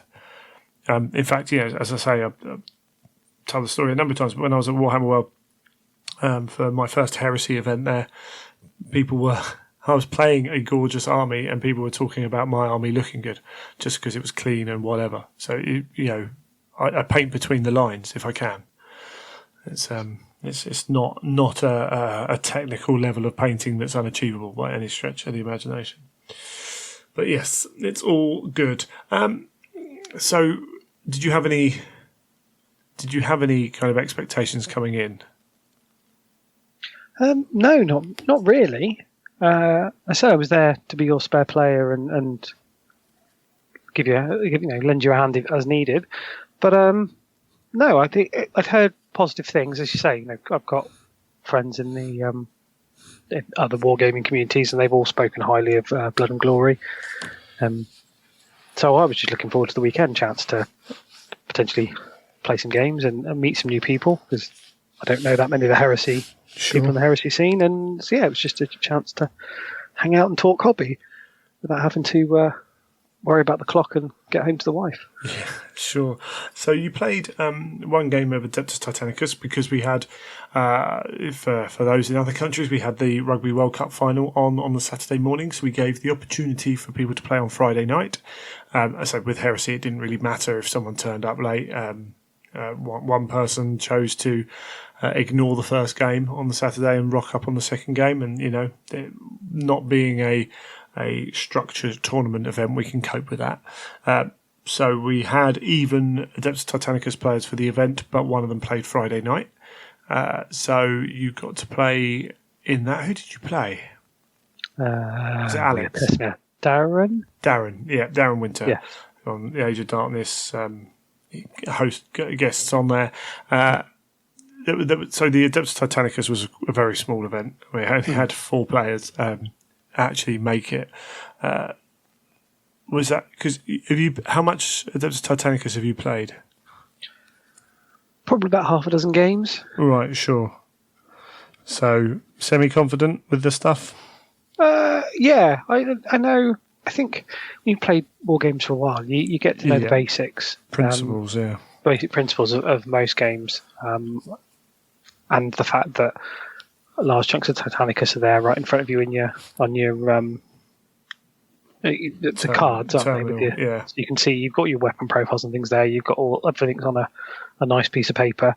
But yeah, I was kind of confident enough that I could blag my way, as it were, through a game and get through it. Plus, you're not playing in a competitive, as you said. It's not a competitive event in that sense. You're not looking to crown a winner. Yeah. There's no glory in winning. At the end of the day, we all know how the Heresy turned out. So yeah, it was good. I think I kind of had a quick chat to Darren before the game started and said, I have played, but I don't play regularly.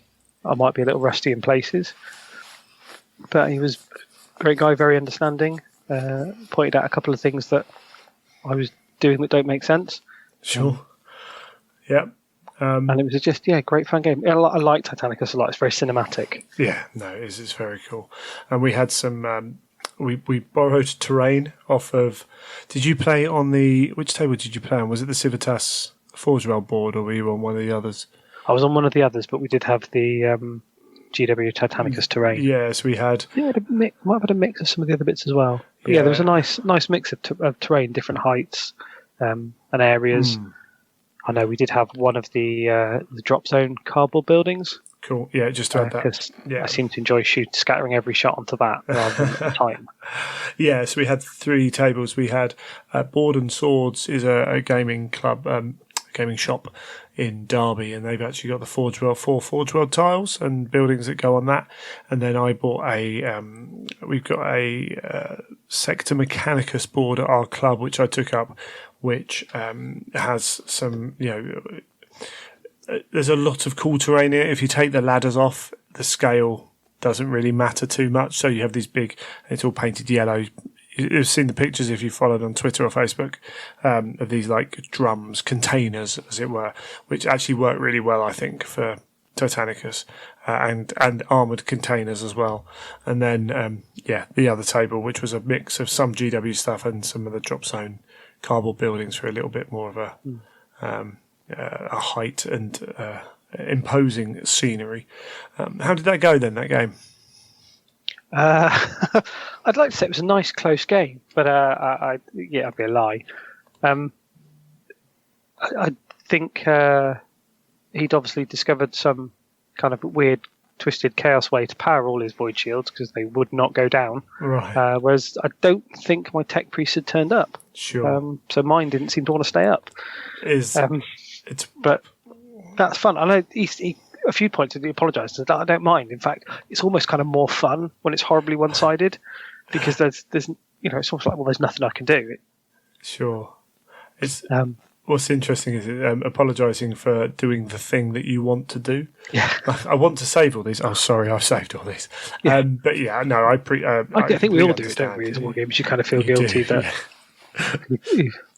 It's not as bad. It's when they shoot at something and blow something up in one turn. Like, they're like, I'm going to shoot. Knights. I'm going to shoot everything at that. Oh, they're all dead. Sorry. I was like, no, you can't be that sorry because you aimed at them.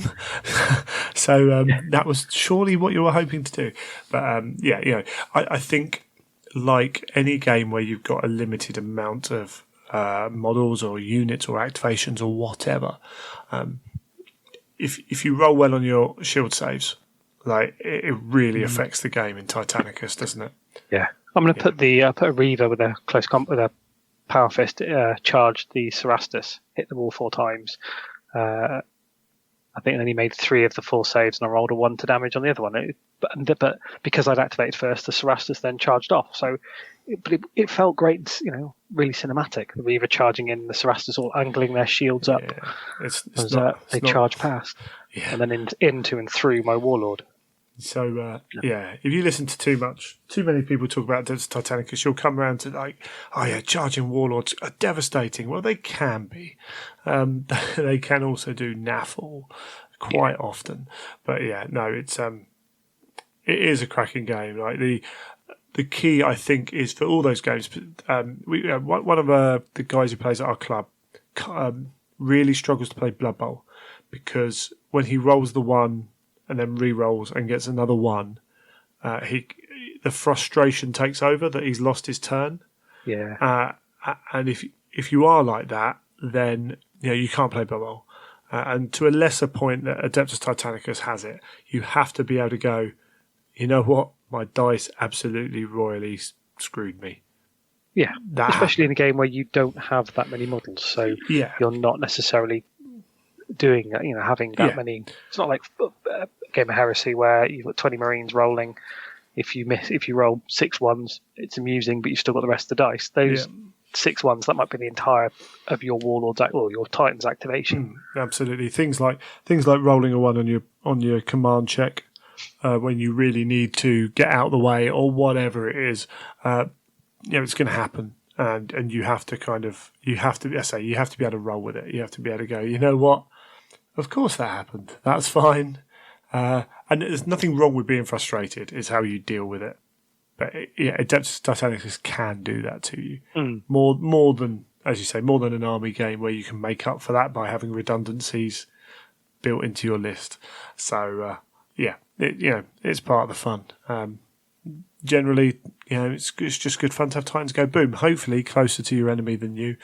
But yeah, what I liked about, I don't know how much you interacted with the Titanicus guys.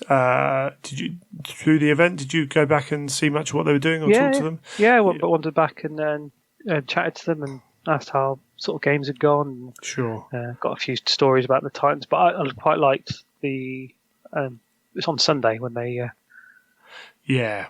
So we had 4 guys. 2 of those guys work for GW. Alex has been to various events of mine before. I didn't know Henry before this event, but they all came with the attitude to enjoy and have fun. And they kind of, we were talking about, one of the problems with Adeptus Titanicus is the missions are the standardized missions for match play are functionally broken. They don't really work that well. And by all accounts, they're going to be fixed in a book to come. Unfortunately, the narrative missions, a lot of them are asynchronous. There's a lot of different points, things, and without having put that in the pack to start with, it becomes a bit of a trick to try and play around with all that and then pick out ones that work really well. So in our discussion, someone suggested actually having it was a 3-on-3 game. There were 6 people, sorry. Yeah, 6, I forgot about the other 2 then for a second there. Rob's come to various of mine before. I can't remember the other chap. No, I haven't seen him a lot. So, I'm trying to think who else it was. My mind's gone completely blank. Anyway, they decided to have a 3-on-3 game. And I was like, if you're all happy to do it, like individually I asked them, and they were all happy to do it, then crack on. Because, again, the beauty of having an event which doesn't rely on a structure means just as long as those 6 people are having fun, I don't care, within reason, because that's what I'm there to facilitate, and they're still playing out the story of what's happening on the planet, just in a slightly different style. And yeah, it did look good across the table. It may be soon learned that you need to kind of work out how the missions are working across that whole thing. But everyone was engaged and getting to blow stuff up, which is all you can ask for, really. The one issue we have, one of the players has he has a warlord built from the starter stuff and hasn't purchased any of the extra weapons, and unfortunately, it means that in certain circumstances, it's very good, but they're limited. The rest of the time, it's a bit restricted. Yeah. And therefore, when other people have got slightly more advanced lists, became harder to kind of keep going with. But apart from that, they were great all weekend. Those guys, they kind of helped police themselves and got on with it, and it was really cool. And we had Rue's all night army, which was fantastic. Some lovely conversions in that. Yeah, definitely. Lots of weird and twisted. Rue actually, bless him, he actually emailed me and said, look, I want to bring, and if people want to see these models, there are photos, but they're actually on Warhammer Community as well, because Rue works for that. So if you've seen the little knights with the slightly strange with the guns coming out of their faces and things like that, they're Rue's. And yeah, he emailed me and said, look, these are all non-standard, is that okay? And I was like, well, hell yeah, right? Things that look cool, it's fine. A real advantage you have with Adeptus Titanicus is you have a little command terminal which tells you what they have. So it's slightly less so with knights, but if you want a crazy Titan idea, within reason, like you can do what you want and then go, yeah, this is that Titan. Oh, what was armed with again? Well, here's my command terminal. Here shows you everything about that Titan. You still want to represent guns, fairly realistically compared to what they would be, but you can play around with it a lot. But I think it's fantastic. It's going to be great when they move into sort of more of the late heresy, and you start to see some gribbly chaos things. Some of the stuff for that, and then some of the things that people will do off the back of seeing weapon profiles and It always needs either something official or a group of people to take it a step further before it then becomes almost acceptable for other people to do it. Yeah. Sometimes if you're like me, you just kind of need the prod to get your mind working that way. Yeah, sometimes it's that as well. There's a lot that can be done in the Titanicus, and we're still very early doors on that. It'll be really interesting to see how it goes forwards. But that was fantastic. Really enjoyed watching those. Those guys were directly in front of me the whole time. And Rob Crouchley, I think we'll give a shout out for Rob Crouchley, who was helping people with rules and was helping through the games just constantly. Every time I look round, and Rob's just like eagerly kind of like smile on his face, talking about something they can do in the game or what have you. He was fantastic. It was a kind of tough call to pick out an individual, but Rob kind of snuck that one. And then, I say, Rue's Titans, and I think it was Henry's, can't remember, the Legio now, the blue ones. But they were, was it Astorum? I can never remember, my mind's gone blank. They look fantastic. But again, we posted that up on the social medias. So what did you bring for Heresy? Let's have a quick reminder. I can probably hear the groans now. I brought Adeptus Custodes. No sisters, proper Adeptus Custodes. It was Talons of the Emperor with all the golden boys. All shiny. So everyone knows that the Ringer army should be there for fun gaming. How were your games? You played 3 Heresy games, was it? Yeah, 3 Heresy games. Justin with his fists. Yeah. I think that was game 2, wasn't it? I played that one. I think so. That was a great game. It's a really nice guy to play. Justin's fantastic. Justin's one of those guys where I know it doesn't matter who he's playing or what he's up against. He can always have fun. And I have to pull myself back from giving him some of the matchups so other people don't have them, because if I do that every time, that's not fair. Yeah. I think I threw him under the bus maybe once that weekend. But it's easy to do. But I know Justin's just lovely guy, just the nicest guy. And true Ringer format, I let him win that one. I've wiped out most of his army, but he drop potted I can't remember so it was 3 objectives, wasn't it? One in the middle, and then one in each deployment zone. And he drop potted his Leviathan pretty much onto the centre objective, and then popped up some termites. And for some reason, I thought the best thing to charge a Leviathan Dreadnought would be Sword and Shield Custodes. Don't know why. You know what? If he doesn't hit you, it's fine. Yeah, well, and to be fair, he wasn't really hitting me. I wasn't really hitting him either, but I was hoping he would kill a few. I think I put it there to time up. Yeah. I thought he'll kill a few, and then I can get the other dreadnoughts in. And he didn't. Right. Okay. Because of the way the buildings were positioned, he basically and all the buildings were quite solid. Right. He basically bottlenecked my entire army, and I couldn't get to the centre objective. So I just butchered everything else. All good fun. And what kind of you've been? The Custodes are like the kind of army you've had a little while, isn't it? Yeah. Yeah. There's just cool. I've had them for a while. It's a kind of unconventional-ish list. I think I've got no tanks. 1 Telemon. Got 2 spear squads and 2 spear dreadnoughts. A sword and shield squad and a sword and shield dreadnought that I love. Is my favourite model. It's just great to chuck him into units with his. He's got rampage and shred. Yeah. Rage, and shred. Yeah. So he puts all his attacks up and he just stands above his shield. He's ace. I love using him. A couple of captains. The ubiquitous Solarite Power Gauntlet and the shield on one of them. Yeah. No tribunes. Any tribunes in. And then 3 jet bikes with the pulse lasers, because if I face tanks, I've got no way really of killing them. Yeah, that's fair enough. Who are the real stars of your list? Do you think? Probably the dreadnoughts. Yeah. I don't know. It's difficult because it depends very much on the game. In later games, they did one of the late game, the demon game I played at the end. Actually, having big squads, I run three squads of 6, right? Which is a pain to hold if you've got to hold multiple objectives because I'm leaving expensive units of custodians standing around doing nothing. Sure, yeah.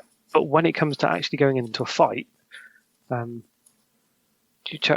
put 6 custodians into just about any marine squad out there.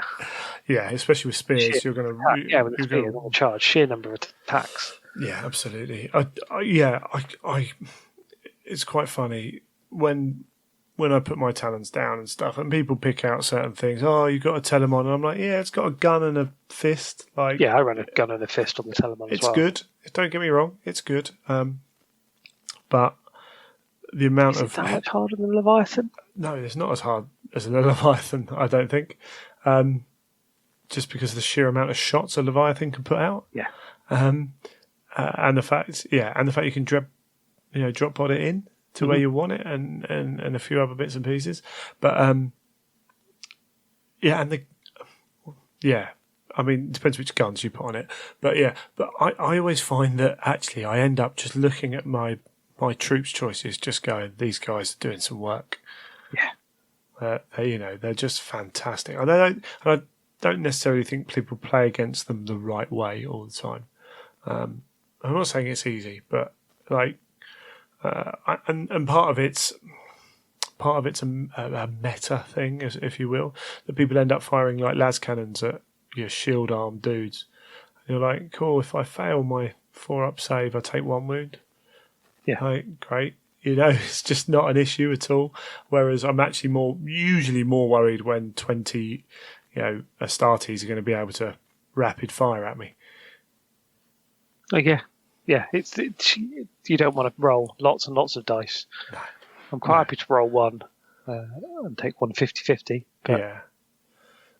But yeah, when someone chucks 40 dice at you, that's it's normally a dead custodian or 2.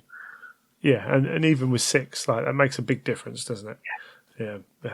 Particularly, yeah. I think they're fantastic. I just think they're so much fun. It's the speed as much as anything else. Mm-hmm. They're just so rapid, but they're just good fun to use as well. I think the Talons army, like, yeah, you could go crazy with it, but I actually just really enjoy using it. And mine's very different. I've got loads of Sisters of Silence, and it becomes a very different game then. But I've still got this kind of core at the moment of Custodes until I buy shed loads of Sisters Inquisitors. Until they release jet bikes. Hint, hint. Please release some jet bikes. Sisters of Silence jet bikes. I will buy a few. Then that core of Custodes is needed to do the heavy lifting. But it's also like if you can take out 2 or 3 units of them, I'm struggling. So that's cool. Like I say, I've got the 3 units. So if you can tie one up, or I need to spread it out across the board, then I can't do it, or I'm sacrificing a big chunk of my points. And it's amazing the amount of people who don't like. So say you're using your 6.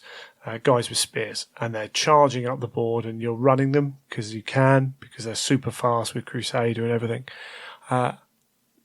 Every time the enemy will back off, and I'm like, actually, if you move that unit forwards right in front of them, you restrict where they can go. Yeah. Right. The chances are they're going to charge that unit in front of them, because to get around that unit uses too much. So actually, it's a speed bump, and you're going to lose a unit anyway. But let's you lose a unit and then leave the enemy 15, 18 inches away from you rather than 4. At least if you've got at the end of the day, anyone can fail a 6-inch charge, 7-inch charge. It happens even with any rules you've got. So it's well worth kind of people doing, I think. I think they sometimes back off everything too early, or then they put like all their tanks end up in one area, and you're like, oh, cool, I've got 2 Solarite power gauntlets in that unit. One can go on one tank, one can go on the other. Laughing. But, yeah, that's it. I think it has shown me that I do need to swap things around a little bit in the Force. But yeah. Just being able to play. I mean, because that was one of the nice things I think with this event is we didn't just play Heresy missions, which probably shocked some people, I'm sure. But we rolled out some of the older 40k missions, which was nice to play something. Yeah, so the 2018 chapter approved chose 2 or 3 missions in there, mainly because they're progressive scoring. So you score every turn during the game. So there's a requirement to have your troop choices moving to objectives. And part of the reason I did this was I want to encourage more people to bring scoring units, because if all of a sudden you think I'm going to Greg's event, hold on, that mission's got 5 scoring objectives you can score, that one's got 3, I'm going to need more than 3 scoring units, hold on, I can't suddenly fit in all the hard tanks that I normally take, then I think you have a more interactive game. And the other thing is you have to move, so you were definitely having a more interactive game than just picking some armies. It's just too easy to put everything behind an Aegis defense line and shoot people. It's just not particularly interactive. So that's my thinking behind it. We probably need to play around with the missions and work out exactly what works best. But I think in general they worked okay. Yeah, I agree. I had fun with the ones that I played. It's nice to play something different as well. Just because those heresy missions have been around a long time now. Yeah. Yeah. Okay, cool. So you played Justin. Who else did you play? I had round 3 off, which is nice. I wandered around and had a look at the armies and the other game systems and chatted to a few people. Wandered around, and then Sunday morning I played Mr. Mills with his Blood Angels. Yeah. That was it was a little one-sided. I guess he was just playing the taking the risk with a drop army. So he's sanguineous, lots of drop troops. Pretty much nothing started on the board. Yeah. His Leviathan, and then his turn 1, his Leviathan dropped down, and that was pretty much it. So I just chucked everything at it. I think I put all 4. Did I get 3 dreadnoughts? I think I got around it to blow that up. But yeah, his army just dropped in piecemeal. He had a Praetor with a 15-man assault squad that I think it turned up on the last turn of the game. Every time, no matter where he came down, he seemed to clip terrain, so you couldn't put the rest of the unit. So back deep strike. Yeah, Chris. I mean, I know. I think he got a bit unlucky, but he can also be fairly aggressive with his drops as well. And then if you just roll badly, you roll badly, don't you? And that's the problem with a drop army like that. Unless you've got a guaranteed method to bring everything down, you're always just relying on those dice. And one in however many games, it's just gonna say no. Yeah, I mean, so he had his Leviathan, which I put all the dreadnoughts around and killed that. He had 2 Xiphon, but they didn't come on till turn 4 or 5. Oh. Yeah. When they did, they started to reap a heavy toll on the dreadnoughts, which you'd expect, but the dreadnoughts had free reign when all he really had was assault squads. Although he did have the Angel's Tears, with the assault cannon and melter bombs. Yeah. I left a couple of them alive, and they started jumping around and melter bombing stuff. That's awesome. I got to feel the force of Sanguinius firsthand. Yeah. Yeah. One thing, custodians are not too keen on charging. No, and like so I probably should say again at my events, one issue I have again is when there are 2 or 3 people on the English scene who, when we started out and we were like we have to have loyalists and traitors, would be playing either Mechanicum or Solar Auxilia, who would always kind of be the armies that people look at to change. So if there's too many loyalists, you can be a traitor, you've got Mechanicum. And the problem with doing that is those people desperately didn't want to be traitors, they wanted to be loyalists. So they started to put into their army lists Knights Errant, which meant they couldn't be traitors. And I think it's a shame that you have to change your list just to maintain your faction. So there are rules in the book, I've said this before, that if you can play traitor on traitor and loyalist on loyalist. And basically it represents the fact that you have a fundamental disagreement on the best way to prosecute the war. So you might be fighting over a weapon, like a cache of weapons. You're like, no, we need to take these to take the fight to the enemy. And your opponent's like, no, we need to take these to take back to Terra. So we've got this weaponry to fight the enemy. And things get heated and the belief gets so much that it's like, no, we will fight over this because we know we're right. And that's what you're representing when loyalists play loyalists, or traitors play traitors. Can be even easier. Can be just they don't like each other. That's fine. Although I think so Chris had his Valdor model with him at the time, so yours was more of a blood game than a... Yes, it was Valdor was stood on the top spectating. And, testing the defences and seeing how well the Custodians could stand up to drop assaults ahead of the palace. And that's fine. That's cool. But yeah, so that's why you've got loyalists versus loyalists, and what I like is just because someone says an army doesn't necessarily mean they're playing that loyalist or traitor version of that army as well. Because I think Tom Hall's Alpha Legion were definitely loyalists, pretty sure. But yeah, there's lots of little things like that.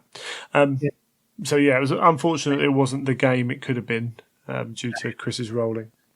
Yeah, but Chris said it was nice to see, because obviously he's played Custodes. It was nice to see for him to see be on the other side. Yeah, the other side of it and see. We've got a Magnus crying. He'll be joining us in a second. Awesome. And the last game you played that? Demons, Runestorm Demons. Oh yes, that's right. It's not Nurgle because we don't know it's Nurgle yet. Yes, but the Creeping Death, Creeping Scourge, something like that. It's called. And this was one of those ones where Sam's army was tough, shall we say? It was a decent tough list, and it was one of those occasions where I was like, trying to find the right opponents. I was like, he can have a spare player, that's fine. And we'll see how the Custodians do against them as well. That was good. I really enjoyed that game. It's different, isn't it? Sam had said that he'd not... I think this was his first time using it. And he looked at it and kind of looked at the game and went, if we play just kind of his if he plays his demon victory objectives, then it's probably not going to be a game. Yeah, and that is a fundamental issue with some of those demon objectives. Bless. Yeah, because he's just got to keep units close to his. He's got to claim quarters and stuff. Yes, and so this, and with he's got big monsters that I was always going to struggle to hurt. That he could have probably relatively easily played that. So he was quite happy to play the mission, and it was quite a good one. I can't remember the exact mission scenario, but it was essentially objective in the middle of the board, and you scored. As you said, you scored each turn, but you scored each turn by being so close to the objective, and the objective kind of shrank. So it was it's a 40k one. So you're after there's some kind of warp based objective or objective that's affecting the warp. So anyone within 12 inches of the center of the table can't use invulnerable saves. And then turn one, you have to be. It's most scoring models within 18 inches, and every turn thereafter it drops by 3 inches. Yeah. So for the first 2 turns you could score, but not be in the 12. Yeah. And then after that, suddenly you go into the 12, which was kind of interesting for him, for his demons, because suddenly they lose their invulnerable. But actually, it affects the Custodians as well, because I don't get my invulnerables from the shield. I don't get them on the refractor fields that everybody's got. The Dreadnoughts all have invulnerables as well, although they don't score. But it's important for keeping them alive. So it's definitely an interesting one, and it definitely affects demons. And that wasn't I knew that when I picked it, and that was fine by me. And it was interesting to see how people dealt with that as well. I think it offers just a different tactical challenge as well. But again, it's another one of those ones where your scoring units have to run to the middle of the table, so like they're getting in the grill. So if you've only got 3 units of 10 models that are scoring, right, you're going to find it hard to keep winning that game, because power armor can die. So there's a little hint that, again, maybe at my events you might want to look at more than just the basic scoring dudes.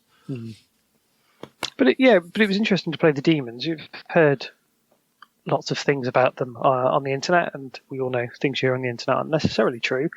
But they've definitely got some nasty things that to deal with. Some kind of high toughness, high wound models. Yeah, try and knock out. But I think when you start playing them a few times, you like the things that are good or aren't good. There's definitely an understanding level which you need to get into to learn how to play them. So releasing this, Edge of Empire have released their kind of review of the show, of the event, and Graham was saying similar thing, and he was talking about the Shrikes and the Shrikes flying around in another demon army with their strength ridiculous armor bane shots, but those are only AP3. Yeah. So they have no way of reliably dealing with. Not much of a way of dealing with vehicles from long range at all, and even in close combat, it's only their bigger stuff. They're relying on things like smash attacks and stuff like that, which is really reduction in how many attacks they get if they do that. So they're quite luck dependent. So they do have their weaknesses, and it's quite easy to be scared of 3 monstrous creatures that are flying high that you can't really hit that well, who are putting out these strength 9 AP3 armor bane hits. But actually, how much damage are they doing overall? Yeah, and I've spent a couple of turns foolishly when I deployed. I put the 2 spear dreads and the Telemon together, so I had all my shooty bits in one place, and then the shield dread on the other side. So when he deployed his big gribblies, they went more against the sword and shield, because as he was worried about the strength D from the spears. Yeah. Which makes sense because I can instant kill his big monsters, but I sometimes use that. You can use that to your advantage. If somebody's going to be scared of it, you can force them to run away, because it's not actually that likely. I think I strength D'd a Marine, but that was not much. But I put a lot of effort into kind of trying to get the Shrikes and hit them and ground them.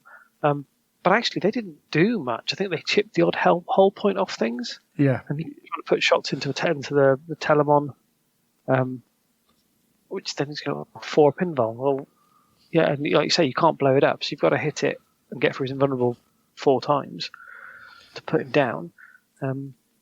So in hindsight, I should have ignored them and put more shots into the big gribblies. But it was a good fun game. I liked being able to just chuck almost throw custodies away. So my character became sacrificial. My dreadnought became sacrificial. It's just right. Go and slow that down. Yeah, as they would. The other thing I think is important to remember with this is so all the time we don't have many monstrous flying creatures in our game until the demons dropped. If you're flying high, you can't assault the next turn. You have to come down first. So that's an important thing to remember. So these things can zoom around the battleboard and can shoot at will. However, it takes 2 turns from flying high. It's a whole turn and 2 turns before they're hurting you in combat. The next turn they can charge. Absolutely. Yeah. So you don't have to, like, they're not an immediate threat beyond that one shot they're doing. Or if you've got a different weapon on them, they can do different stuff. It might be psychic as well. So there are 2 or 3 things maybe, but it's not a major issue.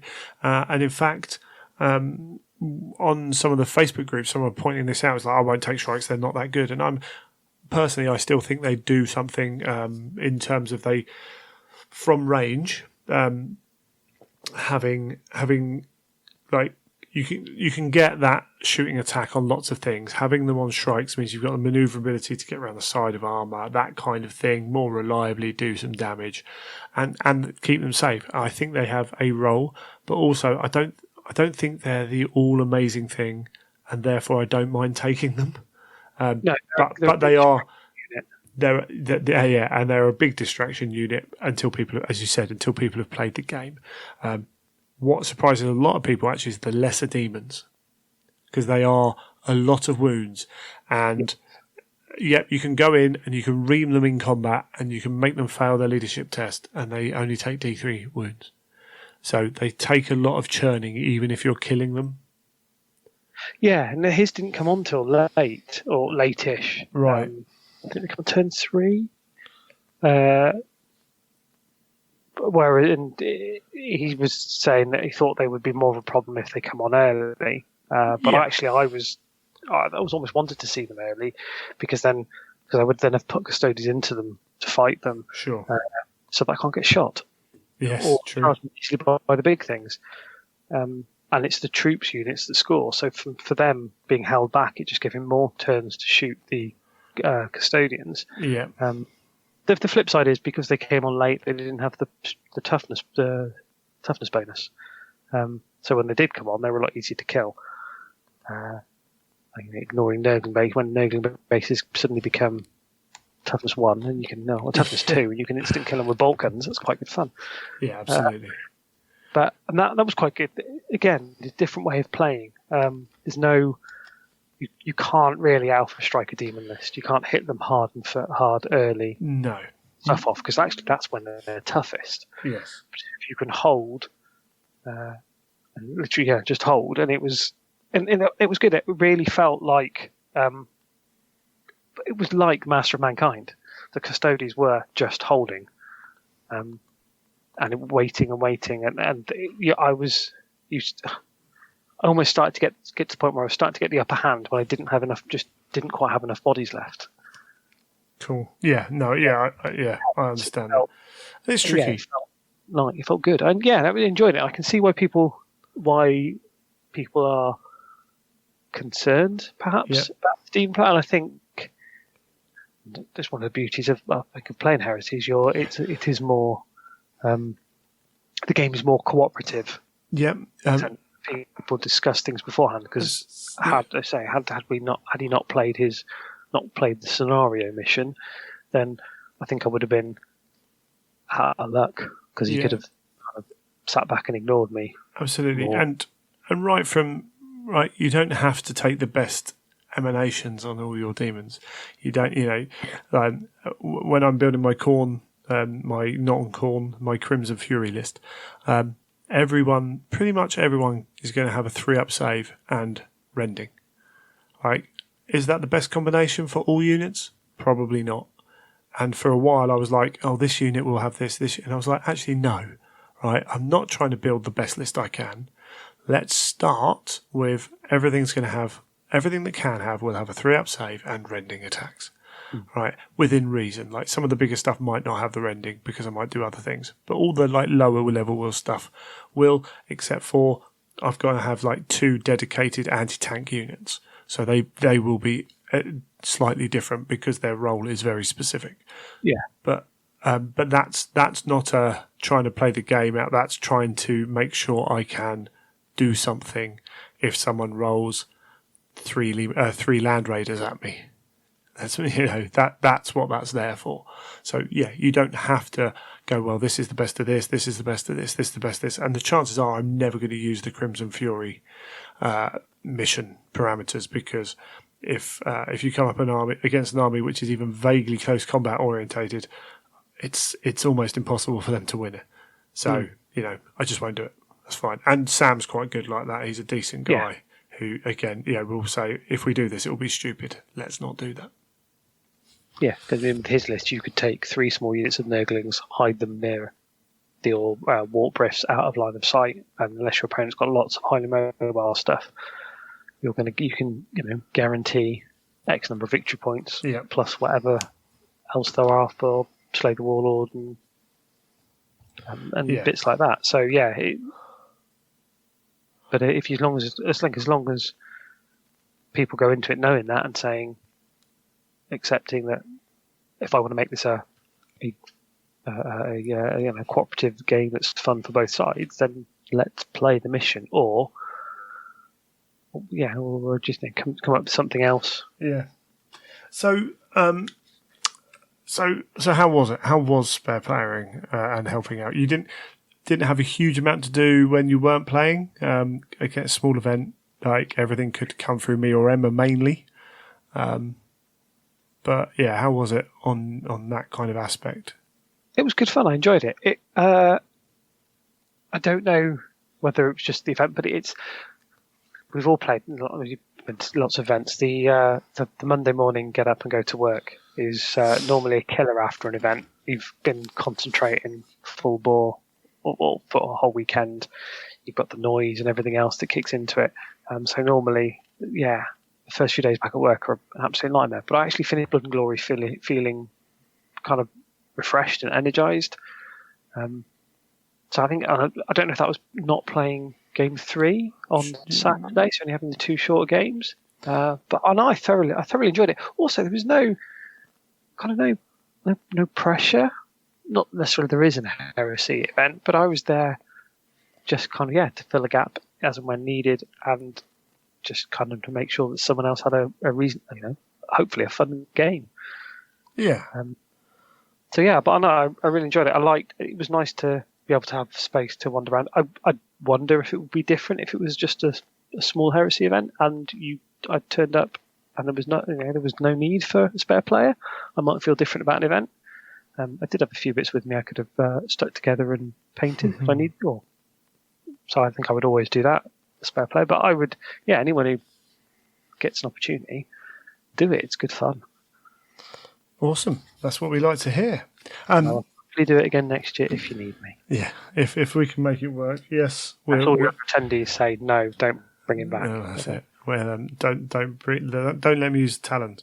I'll try and do something. No, having played Chris's Blood Angels, part of the reason I have talent as well is because I like combat armies. I'm not one of these people who's deep into thinking about where things go and standing back and shooting. And having seen the Blood Angels drop list, I've got a good mate who's got a all drop World Eaters army, and he's always played that. Again, he's quite Duncan Cormack. He likes the combat side of it. Yes, he does. They're filthy traitors, and I can't do filthy traitors.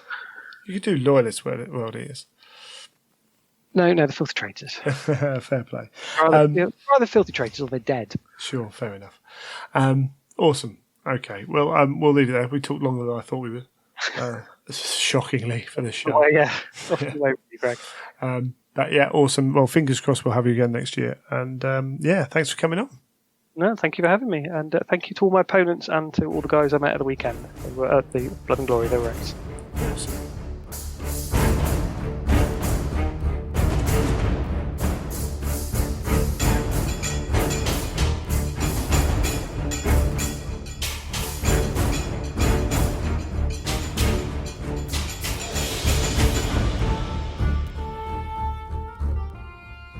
Well, thank you for listening to another episode of The Imperial Truth. If you want to feedback on or ask questions on anything that happened during the show or anything else, in fact, you can contact me, Greg, at theimperialtruth.com or via Twitter, imperial_truth, or Instagram, also on Twitter as at Child of Fang, and we have the Facebook pages as well. Please feel free to send over some correspondence. If you want a little bit more kind of review of Blood and Glory, the Edge of Empire guys came down and all played, so you could listen to their show. I think it got delayed, but it'll be up soon. But they put out a Dreadclaw episode that covered that discussion. If you just want that, that was quite interesting to listen to. And again, if you are interested in maybe helping it out next year, then please get hold of me and we can have a good chat about it. Don't forget, if you really love the show, we do have a Patreon. It means a lot for every single person who's given $1 on there. That's people doing that who really don't have to. So a massive thank you for anyone doing that. Or if you can use Element Games for your ordering, then using our link does help pay for all the little bits of the show that need paying for, unfortunately. Things like web hosting and the podcast hosting, and just paying for decent internet so that I can record fairly well over Skype. and it's truly appreciated of everyone who does any of those things. Thank you very much. And don't forget also, we have a raffle. You have your chance to win one of 2 awesomely painted models or one of 2 awesome books. The link for the raffle is in the show notes. It's also on the social media, and tell your friends about it as well. I'm really not sure there's anything else to talk about. I'm going to keep these very short and sweet when it's just me on the end here. So until next time, you have been listening to The Imperial Truth.